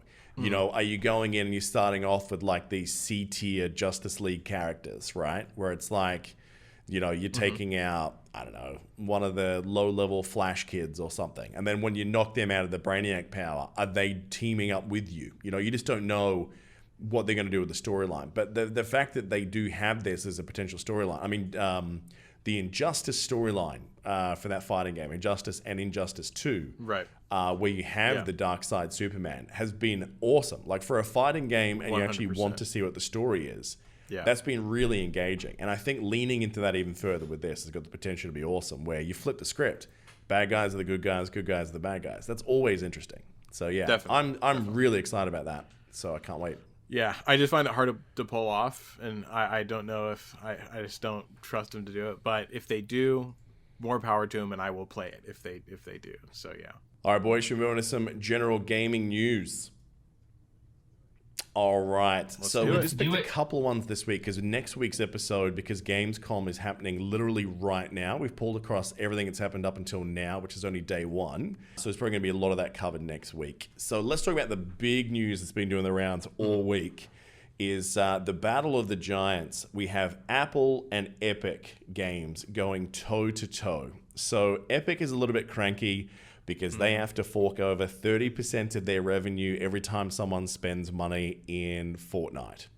So they basically were being a little bit difficult, and they were filing out some challenges. And as a result, Apple retaliated and removed Fortnite from every Apple store worldwide, which freaked out everyone under the age of 12. That's some big balls move. Those of us over 16 don't really care. And then we saw, I think Google Play has now taken the same step, that I think they've removed them as well. Is that right? Or some stores it's not available in. There's been a lot of developing news there. And there's been lawsuits and injunctions filed on both sides. Apple at one point was talking about removing all Epic branded content, which caused a lot of controversy, because there was a suggestion that could mean that anything involving the Unreal Engine could actually be affected as well. And it looks like that won't be the case now. But this story is just, you've got Epic trying to paint themselves as the little guy fighting the big guy. You know, they're so greedy, they're taking 30%. And like, that's definitely true. But it's Epic Games. They're doing that to everyone that shares their platform too. So it's not like they're the good guy in that situation either. This is just a battle of greed of both companies want more profits. That's really what this is. Yeah. Exactly. Everything else just posturing. 100%. Yeah. Spotify tried to do that with against iTunes at one point for a little bit. And I was just like, yeah, but you guys are still Spotify. Like, don't try to paint yourselves out as the little boy here. Like, you guys are making unreal amounts of money. So, I hate it when companies make that move, which Epic it's quite funny. So Spotify CEOs kind of come out as like the hype man in like a street fight. So you've got like Epic and Apple, and like Spotify is like just the hype man for Epic going, yeah, man, kick his ass. Because he's been real vocal this week about, that is unfair, man. So it's so interesting watching this play out. But it's led to some ludicrous things. So if you go online now, there are some very opportunistic people, which I think if COVID has brought anything out, is that we can see some people find ways to make money in any situation that you throw at them. We're seeing phones. Yeah. Oh my God, didn't that explode out of nowhere? Everyone has an OnlyFans now by the feel of it. Yeah, every amateur Insta model that, because they've taken all the hits on the advertising money. So like all these chicks that were like, I will never do porn, you will never see my boobs, and just like, all right, if you go to this website, you can. All right, I'll do it. And it's funny watching the tiers as well. You have like Instagram, and then it's like they have these patrons, which because they have nudity policies, they go like this soft sort of idea, and then just OnlyFans is like, watch me ride a cactus. You're like, dude, man. Well, what about when that what's that tiny little pixie chick that the world blows up over? Christ, the gamer girl bathwater chick. What's that chick's name? Gamer girl. Belle Delphine. Oh yeah. So apparently she started one on the internet lost its mind. So I don't get it personally. But she did some sort of like film clip on YouTube which has like millions of hits. And she's just the queen of the simps, that chick. Yeah, I've been watching Love Island, and pretty much everyone that leaves has an OnlyFans about a year later. Yeah, unsurprising. Yeah. But anyway, these people what they're doing now is they're selling mobile phones that they've basically jailbreaked Fortnite onto it. And they're selling them for thousands of dollars, basically saying, look, this is the only way you can play it on mobile, man. Here's a phone that has Fortnite on it, because apparently that's a rarity that's worth money for some reason. Jesus Christ, dude. That is crazy. It's crazy. That's nuts. Crazy. I mean, I tried playing Fortnite earlier this year, and I just... It's not my thing. I'm with you. I mean, watching some of the streamers in that play, like, it's impressive. It's like, Pika, you probably remember, like, back in the day, watching the Koreans play StarCraft competitively. Like, watching those absolutely APNs. Insane.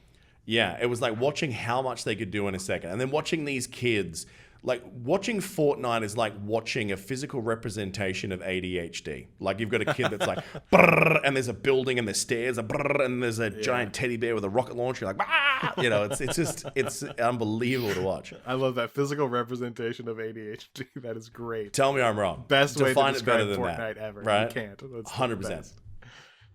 So I think Disney's gonna be pissed because like they've just announced this month they've got the Marvel tie-in. We've got like all the Marvel costumes coming in. I think even in the Avengers beta, I think we got like stuff like Hulk gauntlets or something we unlocked in Fortnite if we play Fortnite or something. I remember getting a notification while we were playing the beta.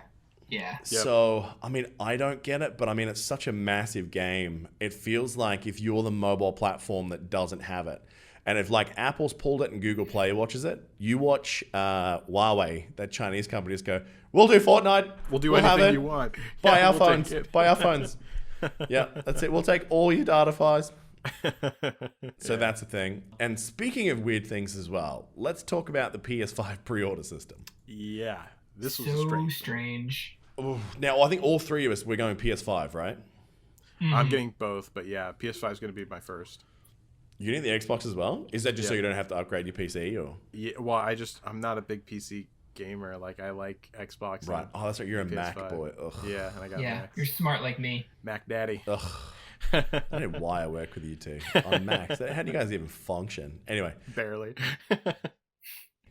Yeah, it's strange. So we know the PS5 is coming. We don't really know when. Right. We normally pre-orders for things like this. It's like a year out to get on the waiting list. Right.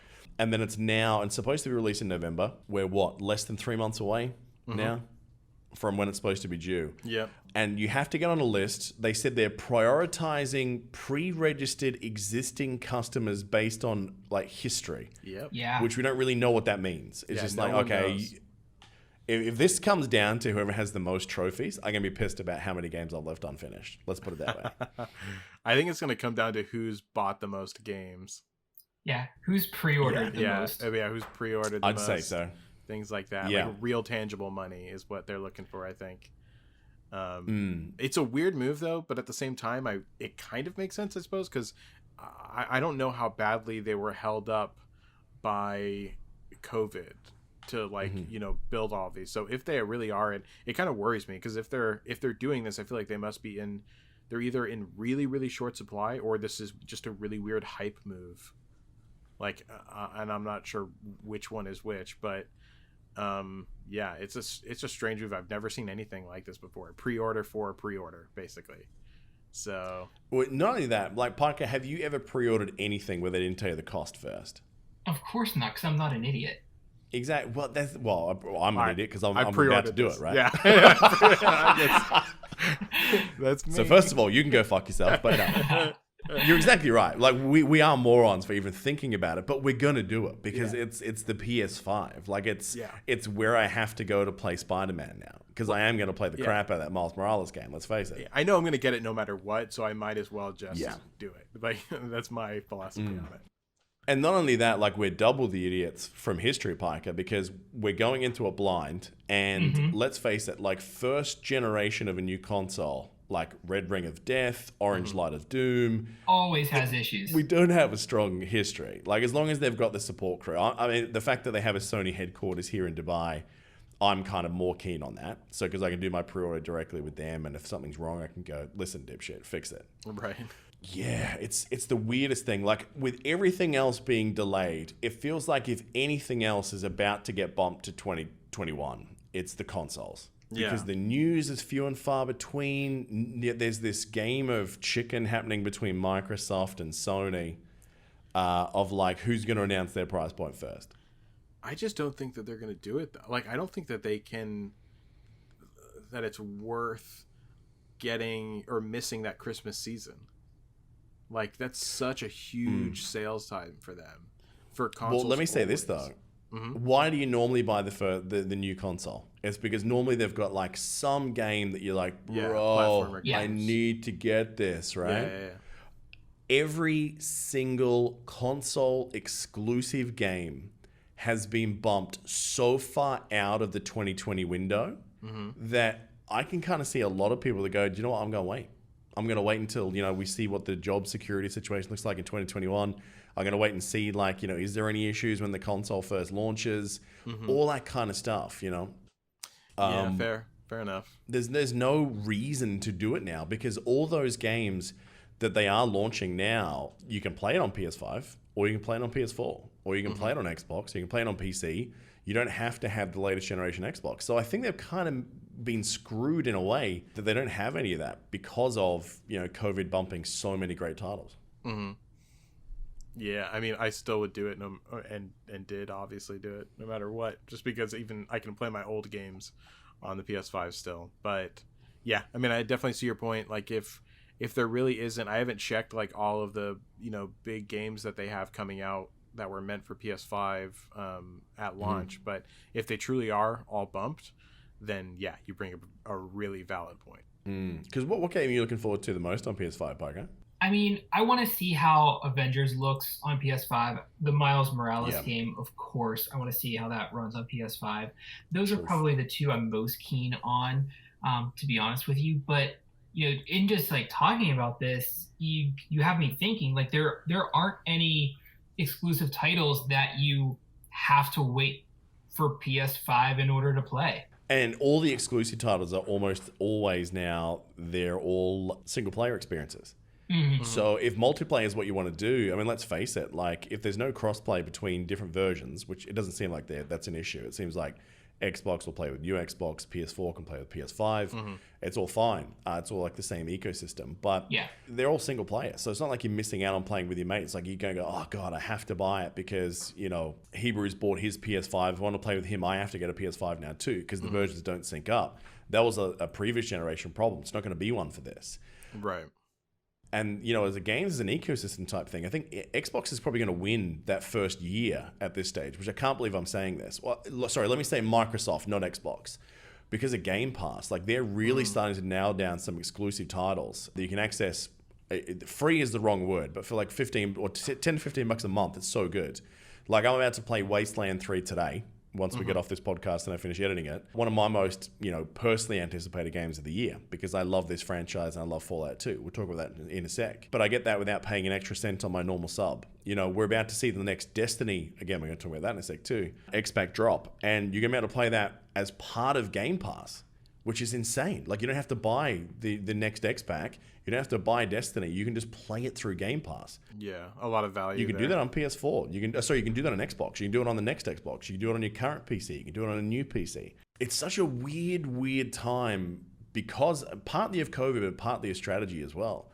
So I'm going to do it because I'm going to do it. It's, you know, I've always tried to get it on board as early as I can.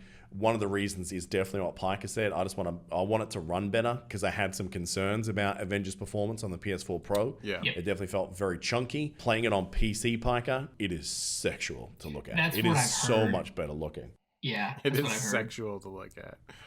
Oh yeah, absolutely. Like there's definitely tingles in my giblets when I play that. Like it looks so good and it's so noticeably better looking. Right. Now then again, you just don't know what dials they had turned down on the PS versions either. Like I mean, stress testing on console globally, I can't even imagine the undertaking that would have. Yeah, that beta might have been an old build too. That's the thing. And we know that's probably the case because we know that they cut a lot of stuff from it, right? There were certain features and animations that weren't in there because they deliberately disabled it. So I think you're right. I think there probably is some old build stuff there. So we'll have to wait and see. But yeah, man, I think those two companies have probably made the best case possible for, yeah, you can wait. Yeah, I mean, yeah, if the games truly are in that scenario, then yeah, I agree. It'll probably be if it does come out before Christmas season, then it'll probably be a pretty lackluster release if they don't have the games to back it up. Yeah, It's unfortunate. We'll have to wait and see. Yeah. Now, let's talk about a trailer that none of us knew existed yesterday. And we've all seen it now. And sure, the CEO sounds like he might be a bit of a cock, but this game, Black Myth Wukong, created by an indie Chinese developer. Oh my God, does this game look visually stunning. And the gameplay looks slick as all get out, man. I mean, artistically speaking, Pika, you must have been moist watching this. Yeah, I mean, it was kind of like, reminded me, you know, shades of Ghost of Tsushima in the artistic visual representation of it, but just the motion of the combat. Like I was really struck by the direction they took with it. It was pretty badass. The AI also seemed really good too. I know. Like I was impressed with that AI, especially that first boss, the fire staff guy. Yeah. I was like, oh God, I don't want to go up against that. Can I say from that boss fight alone, I already know I'm going to be terrible at this game. Right? I hope it's not as unforgiving as Souls, where like you make one mistake and you're dead, and then you have to like walk back through like 500 walkarounds to try and not die while you go collect your body. Yeah, definitely. I cannot believe how good this thing looks for a developer's like, you know, first foray into something this ambitious. Christ, this is encouraging. If companies like can come out of nowhere and make this, dude. But yeah, I think that this game is literally like it kind of drives home one of the things that you and I were talking about just a little bit ago, which is just like honestly using like the engines that they have put in place now for developers. Yeah, you can make some really astoundingly amazing stuff with a very small budget, as long as you just actually put in the work and I guess have the drive to make a really well-formed, unique game. And that's exactly what we've seen here. I haven't seen like, I mean, yes, there's games that are like it, but like I don't know, the styling is so I mean it's very Chinese looking in a really, really great way. Like it has this kind of like mystical feel to it. And the boss battle, like the AI said, is really good, but like the look of like these bosses, like the werewolf fur and stuff like that on that werewolf boss character looked like really good. The motion on it was the first time I actually saw like a fluffy looking character actually look like a fluffy looking character. Well, it was great. And yeah, the fire on it and stuff, it's amazing. It's a bit of a tangent, but you can really kind of see like the talent pool, I think, within the game design industry, how the bar has been raised. And the wonderful thing about a truly awesome and beautiful game is not just the experience we have as players playing it, but there's kind of a rising tide mentality where all the other games have to up their game as well if they want to then meet the consumer's expectations with their title. If they want it to be a success, they best have their graphics and their UI nailed because of the contemporaries that it's being compared to. So I don't think there's ever been a better time to be a gamer, looking at the titles and the quality of game that it at least appears to be coming around the corner. And see, that's a hell of a point too, is that the indie developers right now, they're the ones that are trying to innovate and do things that are new. The AAA guys are just like, all right, how can we make the next money treadmill? Yeah. And I think the pushback, and remember guys, like it's us, the gamers, that have the power here. And people have been speaking with their voices and their wallets over the last year, that like that hatred that's building, and I've had it for a long time, of these loot box things. They're pushing back and saying, look, we'll pay for games as a service if you're providing the service. Like, fuck your loot boxes. And we're seeing these, indie devs, they're forgetting about the money and they're just trying to build a great game. Yeah. And you can see love in this thing. Like you can see the attention to detail. I can't think of a game in maybe Horizon Zero Dawn. Maybe that's probably the only thing I can think of in recent years where I'm like, I love these little details. But this thing, man, it looks unbelievable. Do you guys have any personal attachments to the subject matter? Like to the actual character? I guess kind of, because like I know a little bit about the Chinese lore just from like, the various Kung Fu movies that have used the character. And then also like originally before they rewrote the lore for Wukong in League of Legends, it closely aligned to the Chinese version of Wukong. So yeah, the character of Wukong is really cool, but so having a game where you actually get to play as him is really sick because he's an awesome character. See, I've been like watching things like this since I was a kid. So when I was young, I don't know if you guys ever got this in the States. There was a version of like Journey to the West or Monkey King, whatever you want to call it, called Monkey Magic. I don't know if you guys ever had this. It was this horrendously badly dubbed, old school kind of kung fu serial series that was kind of marketed to kids. But if you watched it now, you'd be like, children should not be watching this, right? And it was sort of following, the monkey and Pigsy, Sandy, and then, the monk Tripitaka, like following, their journey. And it was so cheesy and over the top, but all the little details, like pulling the staff off the ear and then blowing on it to make it full size. Yeah. Or like doing the little whistle thing with his mouth and it summons the cloud. The second I saw that footage of him riding the cloud, I was like, oh my God. Like this is it. This is me get to play this now. So I'm very nostalgic for that kind of TV show as a kid.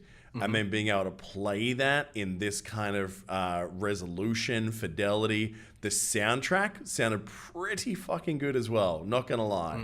Like it had a vibe that I'm all about, man. If that game came out tomorrow, I would pay all the monies. 100. I'd be throwing money at the screen for sure. I think like the enemies that they highlighted at the end, how they just kind of flashed like 20 enemies at you, like big boss boys. Like amazingly unique. I mean, I'm sure a lot of them are pulled from Chinese myth, but like astoundingly cool looking different types of boss battles. Like you saw ones where they were like your own size, and you saw ones where they're like like a good bit bigger than you, and then like they flashed one where like the guy's like a skyscraper and you're going like just you can tell that like this is gonna be a real strategic type of battling where it's not going to be a super redundant combat style game, which I love the sound of right about now because I'm really sick of that in this day and age. So, dude, it feels like it's going to be a God of War Souls game, which I'm all about. Like, that's the crossover. It's like, it makes the most sense to happen. Yeah. But Jesus Christ, like, why wasn't it until now? And the fact that it's in this setting, like, I think Tsushima has opened the eyes of a lot of people of like really cool settings in an Asian influence. Like, obviously you have, samurai Japan. Now we're going to be going into some of the Chinese mythology. Like, there's so much of a rich tapestry of things you can just weave into in that part of the world that I'm excited that we're going there, man. It looks amazing.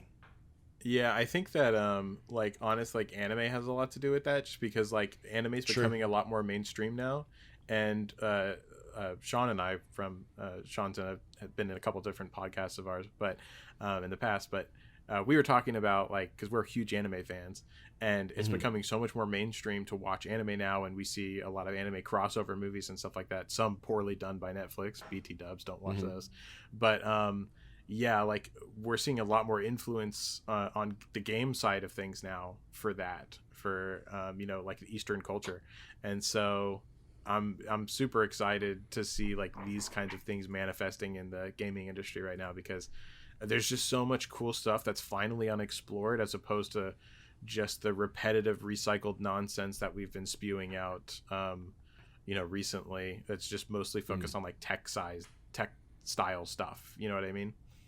So it's cool to take a step back a little bit. I'm appreciating the new outlook that these gamers are going into, or developers are going into. Let's talk Gamescom. So we've only seen a couple hours of notes as the time of this recording. So if you think we've missed something, we definitely have. It'll come out next week, just for the time of recording. So far we've seen a little bit more footage from the Doom Eternal DLC. Did you guys play the latest Doom? Tried it, couldn't really get into it. I know it's objectively amazing. I for whatever reason just couldn't super get into it. Yeah, it really wasn't on my radar with kind of everything else going on, so I unfortunately didn't. So Doom 2016 wasn't on my radar. It was one of those games, I think it was like Horizon and that and something else, like all came out with like a month of each other. Maybe it wasn't Horizon, but something like that. And I remember seeing it on sale day one. I'm like, oh, that's not a good sign. I think it was like Black Friday or something, and we just got it real cheap. And I took it home, was blown away by that game. Like, it played so well. It was one of those shooting games where like you have to be constantly moving. If you stand still for a second in Doom, you're dead. Like, just the way it goes. That's actually why I didn't like it, for that reason. Oh, really? Yeah, I couldn't get behind it. I love the intensity, man. Like, there's no breaks. Like, it's like the opposite of Last of Us. Like, Last of Us is like 3 hours of, walking and just, scrolling through drawers and picking up screws. And then you have like one big action sequence and then repeat. This thing is just, pedal to the metal, let's go. Yeah. So, great soundtrack and, really fun. And just like massive, like awesome moments, like, firing yourself via a giant intergalactic cannon into the face of Mars, shit like that. Just amazing. Outrageous stuff. Yeah, I mean, it's the same reason that I really hadn't been playing the Wolfenstein games either. And then going through my Steam back catalog of things I'd bought on sale, I played like the new versions of those Wolfensteins, and they're just the most over-the-top, like, what if 80s action movies were just on steroids, cheese, that I loved it so much, right? Right. So I'm definitely going to be picking up that DLC at some point. Probably not now. I think I'll wait a little bit just because there's a lot of titles coming out first. But I'm so keen on this. Yeah. Is there going to be a time for redemption for BioWare? I guess we're about to find out because we saw a little bit of behind the scenes of Dragon Age 4. Yeah. I can't believe we're at a point where I'm looking at BioWare as kind of like, I don't know if I'll buy this. Do you know what I mean? Like, yeah. If you went back to me 10, 15 years ago talking about BioWare, I love them. I mean, Blizzard's the same, though. Blizzard's fallen a lot from their mighty, lofty heights. But definitely. They need a win like a AAA company has never needed a win before. Yes, 100%. They're coming off of Anthem, which got a bad rap for multiple reasons. And then what was the one before that? It was the partner. Oh, Mass Effect Andromeda. Yes. Oh, God. That was a nightmare of a game. But yeah, so like those two big heavy hitters that were supposed to be massive failed. So yeah, but Dragon Age, I mean, have you guys played the Dragon Age series? Oh, sorry. I don't even think you said Dragon Age yet, but yeah. No, I did. Okay, Yeah. you did. All right. So I love those games. Yeah. What about you, Pika? Were you a Dragon Age guy? No, I wasn't. I've never played any of them. oh, you're missing out. Right. Dude. You need to get on. They're that. pretty good.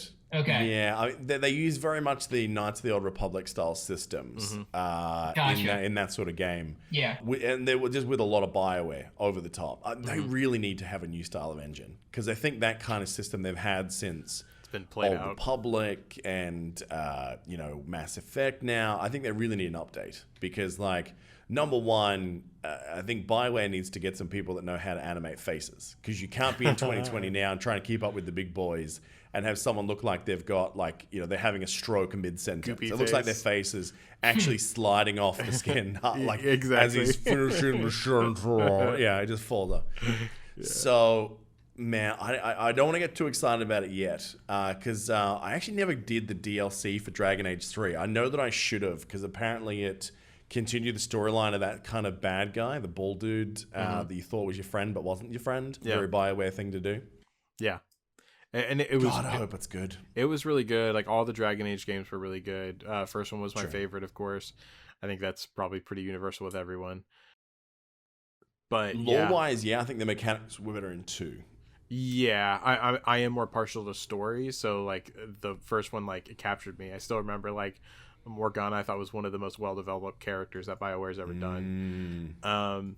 So yeah, I love the series. It's hard for me to stay objective on it though because I'm gonna play it no matter what. And I think I'm gonna like it Same. no matter what. So, but yeah, I know they need a redemption, and I hope that they understand how badly they need the redemption too, and that they're really gonna go hard on this game, and not do anything stupid with the beta. That's exciting for me is that them and Blizzard especially, companies that we know that when they really put their mind to it, they can do amazing things. Right. That now's the time that the pressure's on both of them. The next Diablo, not mobile. I think mobile is probably going to be a disaster. I hope not, but I think it might be. Yeah. Diablo 4 needs to be amazing. Yes. I think Shadowlands after BFA needs to be great. Then for BioWare, they need Dragon Age 4 to be the thing. Because what else has BioWare got now? I think they're working on some other rando project, but Mass Effect is effectively dead. If you can ruin the Mass Effect franchise after Mass Effect 2, and then Mass Effect 3 was a great game, but just got a lot of people pissed off because of that fucking ending. Yeah, exactly. But, objectively still a good game. But then Andromeda was just, average. And I played it when all the bugs were still in there too. And whew. Yeah, that was a nightmare if you played it early, or played it on release. Oh god. But yeah, I bet that we're going to see reboot of Mass Effect if they're successful with Dragon Age or something to pull them back into the game. We'll see a reboot of some kind or a continuation of Mass Effect in probably 5 or 6 years from now, I bet. But yeah, they need the win with Dragon Age for sure. Absolutely. Now, World of Warcraft. Either of you guys played it? Of course, I've absolutely played World of Warcraft. I have never played World of Warcraft in my entire life. Wow. Now, is that just because it's not a game that appeals to you, or is that because, as a Macintosh user, that you just run on peasant hardware? Ooh, fighting words. So I would say, for some reason I just missed it. It was never on really my radar. I was probably playing something else or never really got into it. And I was always more of the solo sort of gamer versus the massive online role playing game. Mm-hmm. Yeah, it's understandable. That game, it is certainly a particular style, and it's really hard to get into now if you didn't play it originally. I feel like that is very true. I think it's the opposite because I think Really? mechanics wise, they've built it to be much more new player / casual friendly. I think in ways that they never really did. The way that they're redesigning it now that you can kind of pick your own. This is in the upcoming expansion, I should say, which has now been announced. It's going to be on October 27th. We're going to see the Shadowlands expansion. So what they're doing is, remember in the old days, you had to take a very specific route to level up. So you'd start off in Durotar, or Durotan, what's the name called? Durotar, south of Orgrimmar, and then you move into the Barrens, and then you'd sort of, move north into Ashenvale, or was Ashenvale? I can't remember now. It's been a long time. But it was always like the same leveling journey. And then you like out level an area, so you just skip it completely. And there's always areas that you never really explored. So now what they're doing is they're doing a persistent XP system, and they're doing an XP squish. So the level cap is back down to 60 for Shadowlands. Oh, really? They've dropped it from 100, yeah. Oh. Or 110, whatever. 120, I don't even know what it was. I can't remember. I only played for about maybe a month. I think I only subbed 1 month to WoW this time around. And got to the end, did a raid, and I'm like, this doesn't feel good this time around. There's something missing, right? Don't know what it was. I think it was just the whole, the storyline was interesting, but not really at the same time. Yeah.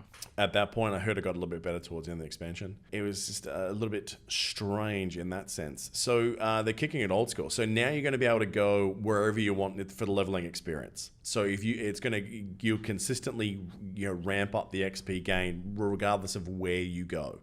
So each alt, for example, you could go, all right, well, this time I'm going to go up the western side of Kalimdor, right? And this time I'm going to go up the other side of Azeroth. You've got these choices now, which I really like, because I think for new players, they can then explore parts of the world that perhaps we wouldn't have been able to do previously, because you would have gone, well, I could do this, but all the quests are grey and there's no XP gain. So all that feels pretty good. I do like that. They're doing stat squish again, so things will come back down. But it's more so where the story's going that has me the most interested, because it sounds like they're going to go back and do a greatest hits of Warcraft, because where we're basically going is to the underworld of World of Warcraft. So all the great characters that you love from Warcraft 1, Warcraft 2, or even early WoW that have died, now potentially we're going to interact with them again, including characters like Arthas, which I think is just an amazing idea. I don't know why they haven't done it sooner, but I am curious whether this expansion is going to give them an opportunity that I've hoped they've sort of gone towards for a while, which is like a Thanos-style snap. That if they play this the right way, maybe they can reset the board, because that engine now is feeling super dated. Yeah, I agree. The combat system is starting to feel super dated. So, I mean, I know they update the abilities and the classes every single time they do an expansion pack, and they tend to do that sort of stuff pretty well. The quest lines themselves have definitely been getting more story-driven and more cinematic again. That's been good. But Shadowlands is the first one in a long time where I've looked at it and gone, I think I want to play this again. Yeah. What about you guys? I mean, it sounds like Pika, I imagine you're probably not going to hop in on this. It would be awesome if you did. That sounds super intimidating. Yeah. Just come play with us. We'll give you like an idiot character, like a warrior. Excellent. That sounds like that fits. Just beat things with a stick. Yeah. For me, I definitely, I'm going to play it 100%. This has been, as you said, I'm actually really enticed to play it, even more so after I saw the video that dropped today about the storyline. With the Archon and the what's the other character that's there? I haven't seen today's one. Oh, okay. I saw the jailer content a little while ago on one of Asmongold's stream, and I was like, dude, this looks awesome. And the storyline and the setting, it looks and feels real good, to the point where I had to stop watching because I'm like, I don't want to ruin this. I don't want to play beta. I don't want to see beta. I want to play this myself. Not with people either. I need to wear these pants again later. Yeah. Exactly. Yeah, man. So I'm more excited about the WoW franchise than I have been in a long time. I just hope that we go through, because as Pika says, I tend to, with new games that I'm excited about, I'll say, hey babe, this Friday on my day off, kid's yours, right? And I will consume that game in a way that a lot of people will space out over weeks, right? Right. Yeah. I hope that it doesn't do what a lot of the more recent WoW expansions do, whereas that it feels like then the treadmill starts real early and the story just kind of dies until the raid comes around. We'll see. Because Warcraft, the thing that hooked me, Pika, the gameplay was fun when we were playing that as an RTS, right? Yeah. But it was more the story that sold us, yeah? Okay. Yeah. Or what about you? When it came to those RTS Warcrafts, what were you more there for? Was it the gameplay or was it the story? Always the story. That always, if I don't buy the premise of whatever I'm playing, the attachment and desire to see it through really begins to wane for me, and I just fall out of it. Because which was your favorite Warcraft RTS? Which one? 1, 2, or 3? Probably 2. Yeah, I think I always do this. I always think it's 3 because obviously it looked better, played better. had a lot of like less balance issues. Because 2, there was a few like builds you could go with that, like once you got to that point, the game was just a cake, right? Yeah. But I think 2 was the stronger all-around game as far as lore and all that sort of stuff as well. So yeah, I dug 2 a lot. And they seem to be leaning into all of that. So if you like those characters, Pika, like for nostalgia's sake, now might be the time you jump in with us. Okay. And we'll carry you to the finish line. Yeah. I just hope I can play one of the, like, they from today's thing, like there's like angel characters in there now. And so I hope I can play as one of these blue angel characters. That'd be sick. So I don't think that's the case. What they have been doing is like through faction rep, and the grind is real Hebrew. Like, I mean, it is like weeks to months worth of like farming dumb quests every day. Is that you'll be able to get costumes that take any of your characters to kind of look like they're part of that faction. Oh, I see. So that's the road they're heading down. Yeah, I gotcha. I mean, not as cool, but at least it's something. Exactly. That's it. And Pika, since you're our resident Ghosts of Tsushima lord, tell us a little bit about Ghosts of Tsushima Legends. So this was really interesting. News just came out that this fall, free to download, they're going to be doing a new co-op multiplayer mode. So it's a little bit artistic in that it's like Japanese demons and lore, but you'll get to team up with your friends and build out your own samurai style character and take on these like mythic battles with demon god creatures, and it was all very demonic in kind of the artistic direction. It was interesting. Cool. It was exciting to see kind of a brand new game mode introduced to this game, but one that looks so completely different from what we saw that game be in the single player mode, running through a island off the coast of Japan, and this is completely different than that, but it looked really engaging, really exciting.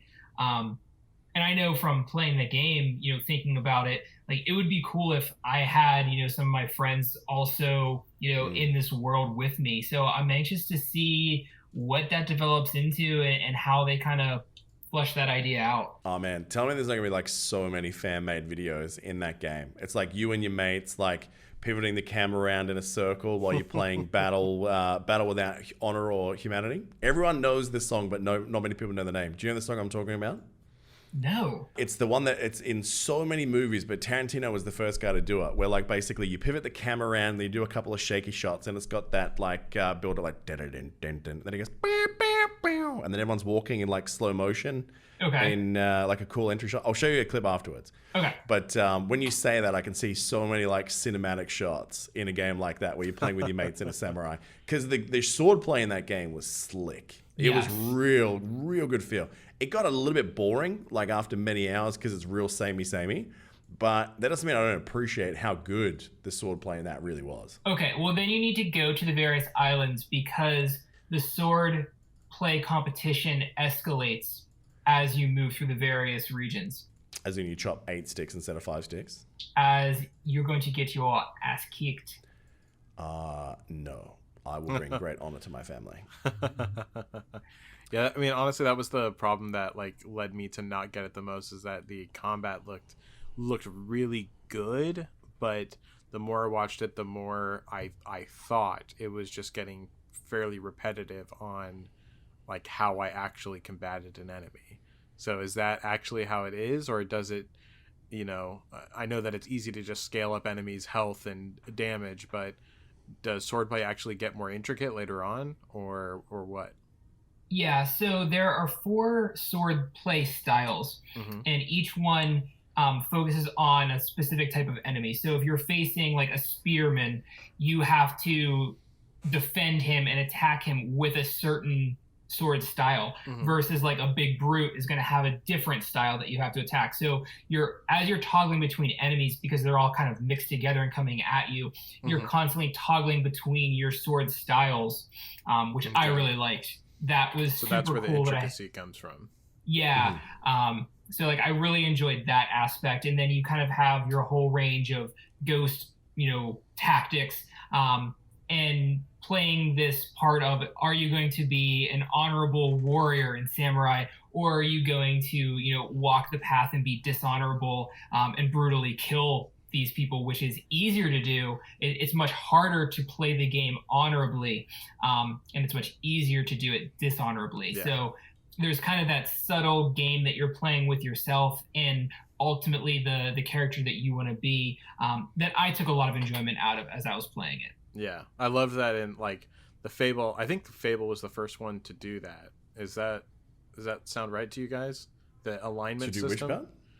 The like alignment system as far as like... No, it's not that deep here. It's like it doesn't really seem to matter to the story. The only thing it seems to change, tell me if I'm wrong, Parker, is apparently the weather. The weather is tied to how you play your character. So apparently if you do a lot more stealthing and like backstabby murder, that it like rains quite a bit and it's more often dark.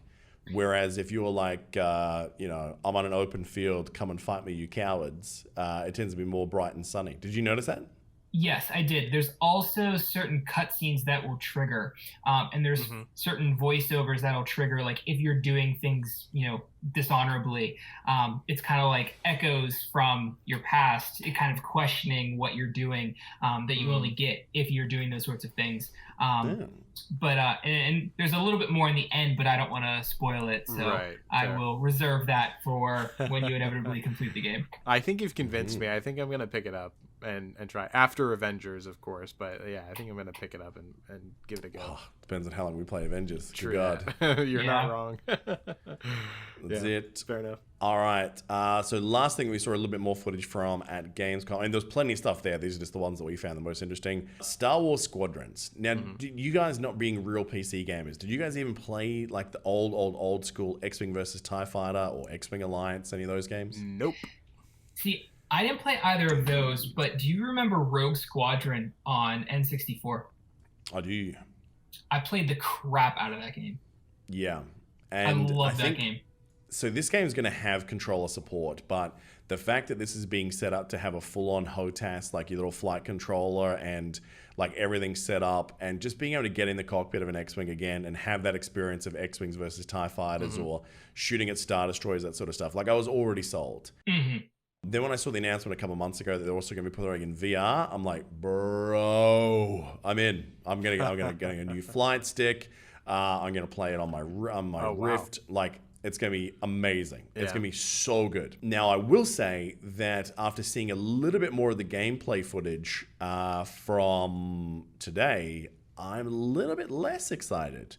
Because, like, for a Star Wars game, especially after seeing Star Wars Battlefront is an amazingly beautiful game that doesn't get enough credit for really nailing the worlds that you go to, the characters, the sounds, like everything feels Star Wars.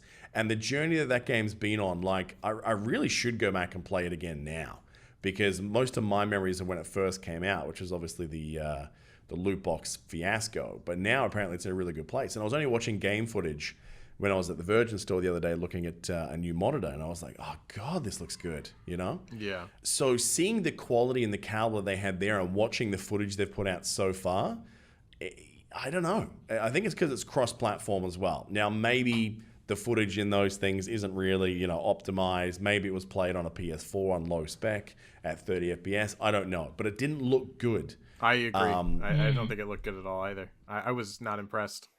And I will say this, that low fidelity VR games are going to make you sick. Like, it doesn't, even if you've got like good motion sickness control, like things that have frame drops or like drop below 30 especially, you feel it in your stomach. Like if you're moving your head and the frame rate drops in VR, you will feel queasy, right? It actually limits your experience and makes you feel bad. Like literally feels bad. Not feels bad emotionally, but like in your gut, you're like, oh, it's like bad Chinese, right? It just feels, that very specific, like, I don't know if it's MSG or something, but like that real specific grossness you get after a big Chinese meal. Maybe it's just me. I don't know. Right. I don't get it How from much Indian Chinese or food are you any other eating? cuisine. Really? Well, that's the thing, yeah. Maybe I should have eaten the whole Peking duck. Maybe that was a mistake. There you go. So that was a little bit, and then of course I see this little trailer come out for this tiny little game called Chorus, which is this like space, fighter pilot sim type thing where you're playing from the outside of the ship, not from in the cockpit. and that looks amazing. So I guess I'm hoping that like they've just done themselves a disservice. I mean, the story cutscenes seem pretty good, but that's not why I'm coming to play this. Right. Yeah. It's a budget version. It's not a full price retail release because we know it's not going to have hours and hours and hours of content for single player. This is a dogfighting game. Like that's how they're marketing it, Right. and that needs to feel good.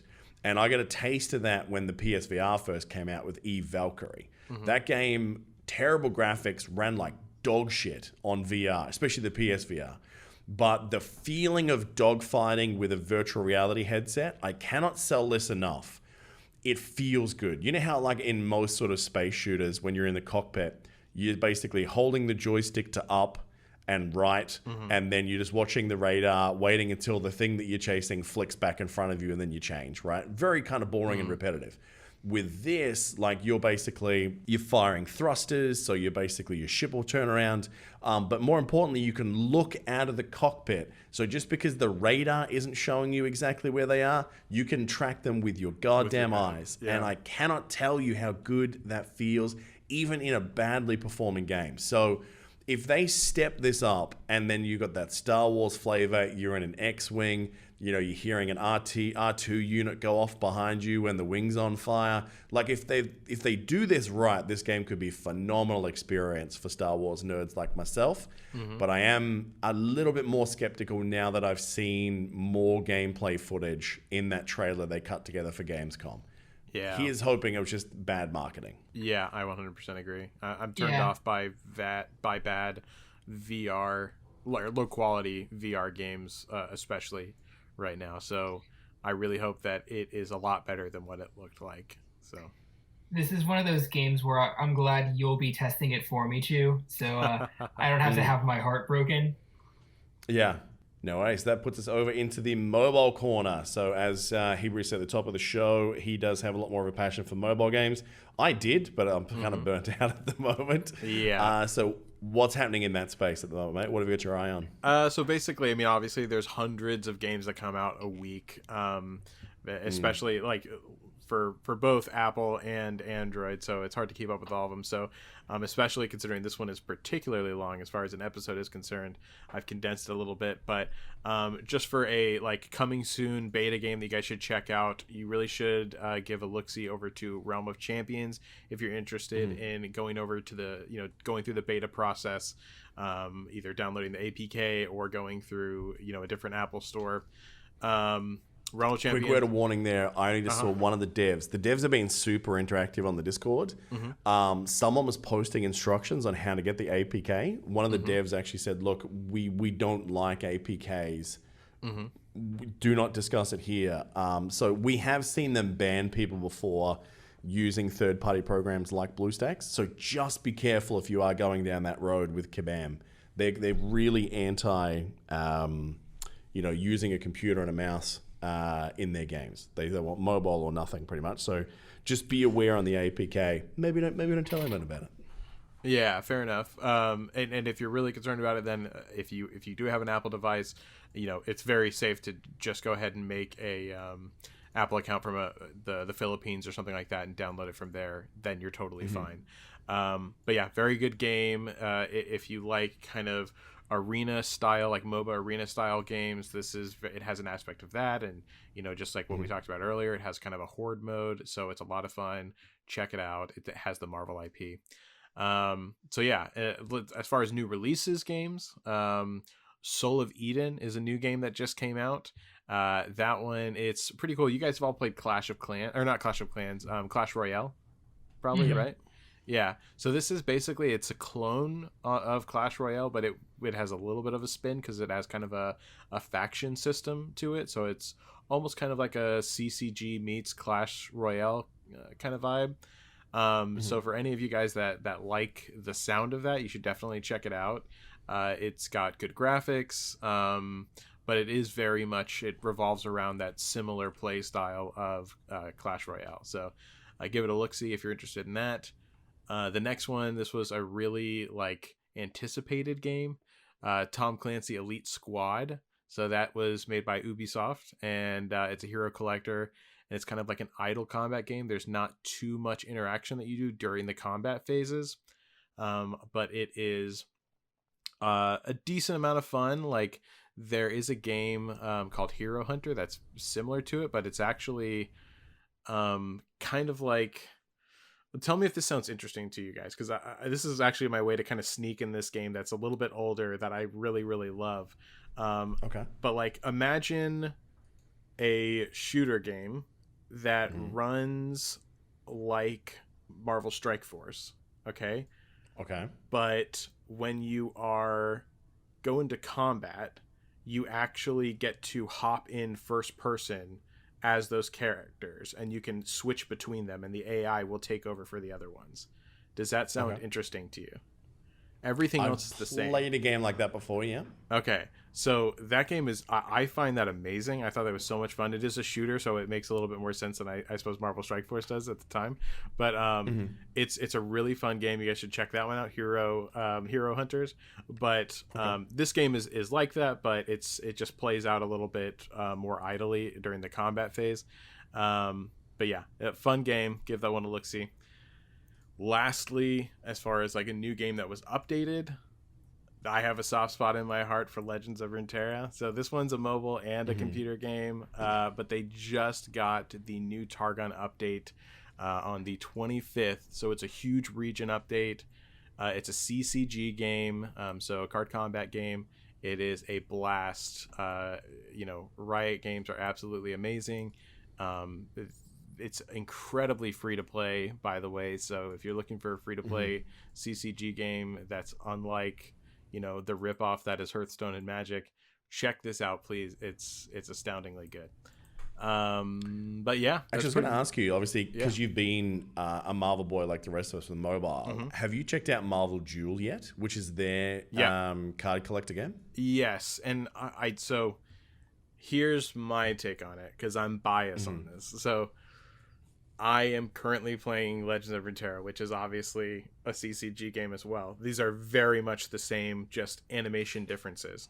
I will say I wasn't going to play both because I'm not going to play both, like two CCG games at once. But I do like the animations that they did for Duel, because it actually has like the characters like pop out of the cards and stuff and like do attacks, which I thought was really interesting. It is objectively a good game. I'm concerned about the monetization of it. I think that it can be very greedy. I think it's going more the route of Hearthstone. So I am a little bit more concerned about that. But yeah, it's definitely a solid CCG game. If you're a fan of the of the Marvel IP, definitely give it a go. It's not in global yet or anything, so that is still in beta. I'm just really getting concerned with Marvel games and betas. I'm just, as far as like how long they're going to take to get to global. You know what I mean? Like right now, I just feel like there's a huge hang up for some reason on all of these Marvel games. So I think just so many of them were in production at the same time. Like, I think that a lot of them were probably in development hell for a while because like a lot of them were kind of tied in with Fox as well. And no one really knew like who was going to own what licensing deals were going to carry over. And then like some of them, like you look at Marvel Super War, that's a great example of one that I don't even know it's going to make it out. Like, I mean, it's just about to go through Australia and New Zealand now. I think there was only in Philippines, Singapore, and Malaysia for 2 years in, quote unquote beta. Yeah. I mean, it's been looking polished. It's been feeling good for a while. It feels because I was playing it for ages. It's releasable. And the skins are fantastic, but it just seems like it must just be that the appetite's just not there. Like whether it's just that it's a clone of a clone of a clone, and are people just like, well, it needs to be exceptional to make me walk away from League of Legends or Dota 2 or whatever it is they're playing in that space. Yeah, there's a mobile MOBA game that is dominating the space right now, which does incredibly well. It's this Chinese game. I don't remember what it's called offhand, but like it definitely had room to take a big chunk away from that and actually battle it if it ever got out of its beta release. But now at this point, Wild Rift, like the League of Legends Wild Rift is coming. Yeah. And I have no doubts that is going to dominate the MOBA market for basically ever. So I think that at this point, Marvel Super Wars is pretty much dead on arrival. So, as it should be, honestly, because the fact that it's been this long, I think it's inexcusable at this point. So, I mean, we were talking to their guys that are running the content creator program, right? Because we obviously reach out to a lot of companies. Because even though we're only part-time creators, like, we like to do things the right way. Like, we won't sell our soul. We've been asked to a few times. So that's why we don't work with many companies. Yes, but exactly.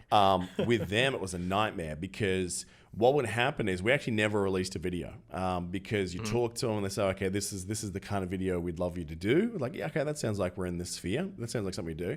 And then they'd send it off to Disney, and then Disney would come back days later with commentary saying, oh, I love it, love it, love it, but can you change this, this, this, and this, and this, and this, which is like 90% of the video. Right. So you re-record it, you send it back. And we heard the stories from other creators as well. It's just that the whole process is that they cannot take a shit without asking Disney's permission to wipe. Do you know what I mean? Like, it's insane how, like, beholden they are to Disney. And I think the companies that they've got their own freedom to do stuff whenever they want without sign-off, which I think Marvel Strike Force has now. Like, I think since they got sold to Scopely, they've got licensing restrictions, but not like... Yeah, exactly. Yeah. Whereas I think Marvel Super War is a little bit too tied to the mouse house, so they're struggling a little bit because of it. Right. So, yeah, I think that's got a lot to do with it. Yeah. It's just unfortunate. Did you ever get into the... I know. Did you ever get into the card collector games, Pika? No, I never did. It's not that they don't have interest for me. Like, I often think about trying to pick one up. It's just life, man. Never. Yeah. Never. Also, do you like having money? I do very much so. Don't play a card collector game. Well, I defend. I mean, like, 100%. I think that CCG games are the most predatory out there. 100%. Except for, and anyone that has played this game will tell you the same exact thing. Legends of Runeterra. If you want to play a CCG game that is entirely free to play, like, you can max out your card, or you can collect all the cards in like just a few months for free easily. Like, play that game. I swear to God, there will be no one that tells you anything differently that's actually played the game. So if you want to try a CCG game for free and actually be competitive, get that game. So, I mean, I played a lot of Magic back in the day. I played a lot of Hearthstone. So I dove into Legends of Runeterra for about a month just so I can understand the words that were coming out of your mouth, Hebrew. Because otherwise I would have had no context for 60% of our conversations. Right. So in that month, I agree with you. Like, I think it was probably the most free-to-play friendly of any collector card game I've ever played, in the sense that I didn't feel like in the first, let's say, I don't know, 15 to 20 hours of play over that month, that I was like, oh, I need to buy something now. Yeah. Like, I had the option to do it if I wanted to. Yeah. But most of it was kind of like aesthetics or skins or, all that sort of thing. So that didn't bother me at all. Because I like the option to purchase skins that I like in these games. I just hate the randomized, I'm going to open a pack and it's going to be mainly trash, because that's how they keep the money treadmills going. So I do agree with you. I think out of all the ones that I played, as briefly as my time was spent in Legends of Runeterra, I agree with you. I think and that's the biggest difference, because it is the pack. Like, there is no packs in Legends of Runeterra. You get Essence and you buy the exact card that you want. Bottom line, like, so it's really, and by I mean, like, buy through Essence, not through actual real money. They actually gated your spending. You actually couldn't spend more than X amount in a week. It would stop you. So see, that's great, and more companies need to do that, because we know that, like, these things are built to prey on people that do have certain neural pathways to be susceptible to that kind of suggestion, let's say. Yeah. So I love that. I didn't know that. Their respect went up about 1,000% for me. Yeah, because they've got a pretty mixed reputation, right? Especially at the moment. God, they've had a big couple of months. There's been I guess the what is it, the well, I can't say this wrong. What is it? LGBTQ plus community. Oh, not just that. Like, more so, they're having a real Weinstein moment too, bro. Yeah. With what? They're having a time. Do you have Google? Just look at Riot Games news and filter by the last 60 days. There's a lot of stuff coming out of that. So. I've heard. I know that there's a few things with like LGBTQ issues, and then one manager guy, I think it was along the same lines, did something. Oh, I know what you're talking about. Careful, Icarus. We don't want to be accused of slander on our first episode. But Riot, if you want to sponsor a podcast, guys, I mean, this is the one. we'll have you. Everyone makes mistakes. I'll get down on my knees for you. It's totally fine. Whoa. But no, it's I know what you're talking about now. But yeah, it's regardless of all that, it is a very good game. And as far as their practices as a company, like when it comes to monetization, A+++ for every single game. All right, let's take a look at the week ahead, boys. So for all you nerds out there, what games are coming out in the next week? Well, first of all, we have Wasteland 3 is available as of right now. For those of you who don't know what this is, do you know what Wasteland is, boys? Have you ever played Wasteland games? No, but it sounds like post-apocalyptic. It sure is. In fact, it was one of the first ones. So Wasteland 1 came out before Fallout. And then Fallout basically went, oh, that looks pretty good. Let's copy that a little bit. And Obsidian, sort of made a very copy-pasty but better version, in my opinion, of Wasteland with Fallout 1. Fallout 2 was one of my all-time favorite games. I loved the lore, the world, the gameplay. That was a great game. But it was a great game, right? Amazing game. Loved every second in that game. And then they went to Fallout 3 and they changed the game. And I was like, no, I don't want this. I still like Fallout 3 and that new sort of, shooter Bethesda system. But dude, give me that old school experience. So then a few years back, Wasteland 2 comes out and it's like, oh, this is it. This is the next generation Fallout 2. I'm on board. And it was a great game. If you like Fallout 1, Fallout 2, I cannot recommend this enough. It's basically, post-apocalyptic, XCOM-y. I don't know if I think they have a cover system now. I need to double check, but, turn-based shooter, old school, you got about action points to do shooting or movement, and then a lot of conversational choices. It just looks great. I can't wait to dive in that today. So if you're a fan of the old games, jump into that. There's a new Elder Scrolls DLC out at the moment. It came out for PC last week. I think it's September the 1st. They're going to be releasing the Stonethorn DLC, which is part of the Dark Heart of Skyrim expansion. I haven't gone back to Elder Scrolls Online for a while now, but I will say this. Watching that trailer this week, I don't know if you guys watched it for Stonethorn, it kind of makes me want to jump back in because I haven't seen any of the Skyrim content for this game. And I loved Skyrim as a standalone game. I mean, I think I own it on, like many people, 5 devices now or something stupid. Yeah. No, I agree with you. I'm tempted myself. So I'm in the same position. But the thing that is stopping me from doing that, of course, is Avengers. So it's a little bit weird. And so it's going to be on the 3rd is the official release date. But if you have pre-ordered it, it is going to be available on September the 1st. But check your time zone. Because we were doing the maths on this just before. So it comes out at 1 a.m. Australian time, from what I can tell, on PS4 at least. What time do you say it was for you boys that it's going to launch? Pike did this. Yeah, it was 4 days.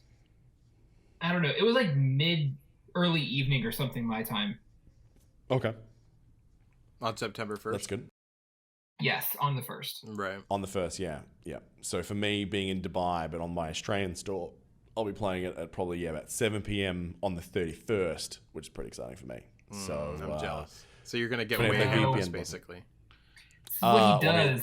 Do we not think that was going to be the case anyway? Exactly. He gets in there early and he just crushes through content. Exactly. I've never seen someone that can crush through games like you do, Chew. It is absolutely. It's an art form. The mindless farm just fits my brain, man. Just put on a little bit of background music and then it's pumped through. Although since I've started streaming, I don't really have the background music. Thanks, copyright.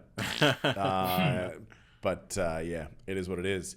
Now, we're going to finish on one that gets Piker excited, though. And that is Tony Hawk.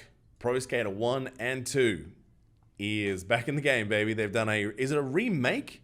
It's a whole remake, right? It's a remaster. And oh my God. See, whenever I first saw this, I thought they were just doing a new Tony Hawk Pro Skater game, which was cool enough on its own. But whenever I realized today that it was 1 and 2 remaster, I was like, oh my God, this is like manna from heaven, amazing right here. I right away went and checked it out. And if you pre-ordered, you could immediately download the demo, which is, warehouse sort of skate park, just like the original Tony Hawk. So take my money here, please. Take it. I probably played 2 hours of it before we started the podcast, and the muscle memory, it was like I was 13 again. Kick flips, holds, grinds. It was like I never even stopped. It's a fantastic game. It feels so pure. If it feels like I'm gushing about this game, it's because I am. I have not smiled playing a video game like I had today, and I can't even tell you how long. It was just pure. That's the awesome. thing. Do they still have the soundtrack? It's all the original music. Now, that is a feat in itself to get all that licensing ticked off again in 2020, because I'm sure that would have had to have a limited time frame. Like maybe, 5 years of licensing? I mean, who knows? That's incredible if they've kept that, because that soundtrack was always one of the greatest things about that game. Definitely. Yeah, that was one of the key selling points on it. It's all the original soundtrack. Yeah. Pika took a little bit of a video of some of the gameplay, and instantly whenever I started watching, like, you hear that sound whenever you get off a move, and that ding, like, but it hits the brain, and you're like, oh, flashback. It's so weird how, like, for anyone that's like, I have never been interested in skating in my entire life, not in the slightest bit, but everyone I knew played Tony Hawk Pro Skater, so it was so weird how it, like, grabbed onto an entire generation for literally no reason other than, like, it was like a game that was there to play. So weird, but it's so well done too. Like, it was amazing. But yeah, just having those, like, flashback moments whenever I was watching you play made me want to buy the game. So I'm definitely getting it as well, just because I now have to play it to hear those, hear the songs, hear the dings, go find the tapes again, like all that kind of stuff. It's amazing. Yeah, I'm super excited. Yeah, I'll post my little run clip on the Discord if anybody wants to check it out. I landed my 900, so I was pretty pumped about that. You talk about games that you just, like, sink weeks and months into. The amount of time I sunk into that game back in the day as, like, a teenager, it was just ridiculous. It's definitely going to be one of those games, like, I'm super pumped for Avengers, but when you need one of those games to just kind of turn your brain off for a while and, just have some fun, this is going to be that game for me, I think, for the next little while. Yeah, just no competition. It's like competition with yourself. Yeah. So yeah, I totally agree with you. It's going to feel good. Now the question is, can you turn on perfect grind? Well, with my skills, you don't need to, because every grind is a perfect grind. I did love to turn on perfect grind. cheat my way to the finish line. I memorized the yellow button smash for that. Well, I was definitely knocking the rust off. Ollie onto the rail, kickflip off, land manual, and then be able to keep your run, your little trick trio going. I was definitely having some fun getting back at it. I remember the big thing on that map was back flipping through the top part where the videotape was. Back flipping through the top part to get the videotape. That was the move. But yeah, all smiles for that game, 100%. So excited. Did you ever skate in real life, Pika? Just all that terminology and passion about it. I'm curious if it's just like the Tony Hawk games or whether you're a skater in real life. Okay, so I did skateboard once in my life, and I split my face open, basically, the first time I was going on a skateboard. So that was the end of real-life skating for me. However, I have snowboarded for years. I've snowboarded since I was, like, 12. So a lot of that kind of comes from that. What was the snowboarding game that was, I was just about to say that same thing. I was trying to remember. SSX. Yeah. SSX right. Tricky. Did you like that? that? Oh, fucking loved it. That game was amazing. Yeah. You also talk about amazing soundtracks. That game was phenomenal. I love that. Yeah. Can I just say I've never heard you so excited about a video game, because we've always talked about fucking Marvel Strike Force, that soul-sucking piece of shit game, and then hearing you light up like a Christmas tree makes my heart sing. Pika? Yeah. MSF is the Dementor of the gaming world. It is. That's it. And then you need to jizz a Patronus at it to get rid of it. Exactly.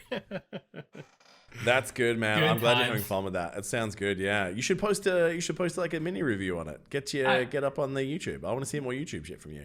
Yeah, I think I might do that. Yeah, shameless plug. Alternerd Reality on YouTube. Go watch our stuff. We're going to be doing a lot more random coverage of just whatever makes us happy these days. Yeah. I mean, sure, it's probably not the greatest way to go for career success, but we're going to make it all about fun for us again. Definitely. Most excellent. All right, well, look, that is going to do it for this week, folks. This has been the Alternerd Reality podcast. We really appreciate the fact that you've stuck to it. And look, we'd love to hear your feedback as well. So make sure you head on over and join our Discord over at discord.me/ANR. We'll have a section up there for the podcast. Very shortly, we're going to have a channel dedicated just to this pod, just to make it a bit cleaner, because we see how these things get out of control. If you really enjoyed what you've heard here today, again, make sure you head on over on Apple Podcasts and leave us a review. Those 5-star ones, I can't stress enough, guys, how much it helps. If you've got nerdy friends out there, make sure you tell them about this pod. Make them download it, right? Just basically send them a text and irritate them to the point where like, fine, I'll listen to one if you get off my case, right? Be that guy. You're basically asking them to ruin friendships for us. Like, be willing to ruin your friendship for us. Yes, it's about me.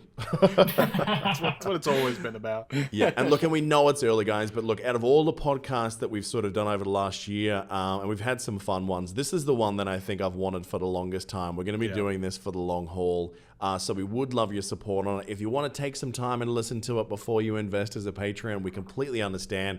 But hey, look, if you've heard us before, you love what we do, or you're loving the vibe, what we're putting out there, we'd love your support over on Patreon, which is www.patreon.com/ANRpod. That's ANRPOD. I can be found everywhere on the socials at Chewburger84, Instagram, Twitch, Twitter, all the fun stuff. Any shout outs from your side, Hebrew? Yeah, just on Twitter. You can follow me. Twitter.com/ANR Hebrewhammer. And yeah, that's pretty much it for me. Of course, follow us on the YouTubes, obviously, as well. Alternerd Reality. Absolutely. And Pika, you want to pump that OnlyFans you just started it, mate? Yeah, exactly. Yeah, that kickflip video nude was impressive, I'm going to say. It really was. Yeah, you don't know how many times it took me to land that. Yeah, the way you landed on that skateboard, I didn't think that was possible. Me either. So most of my stuff I've been kind of here but behind the scenes. So let me get kind of my life in order, and I'll be happy to dish out the deets on how people can follow me and kind of check out some of the things that I'm putting out there. My goal right now, I'm still in Marvel Strike Force, and I plan on doing some guides for that and some videos here in the next short period. So I'm going to be pumping those up. And I'm also excited about, Avengers and doing some kind of fun, random, good time stuff with the crew here. Yes. So we'll be doing all of that fun stuff going forward. Actually, Absolutely. rapid fire round. Who's everyone playing for Avengers? Day one. I'm going Thor. Hulk. Iron Man. Boom. PS4. Join us, folks. Get on that Discord so you can play with us, and we will catch you guys next week. Peace. See ya. Later.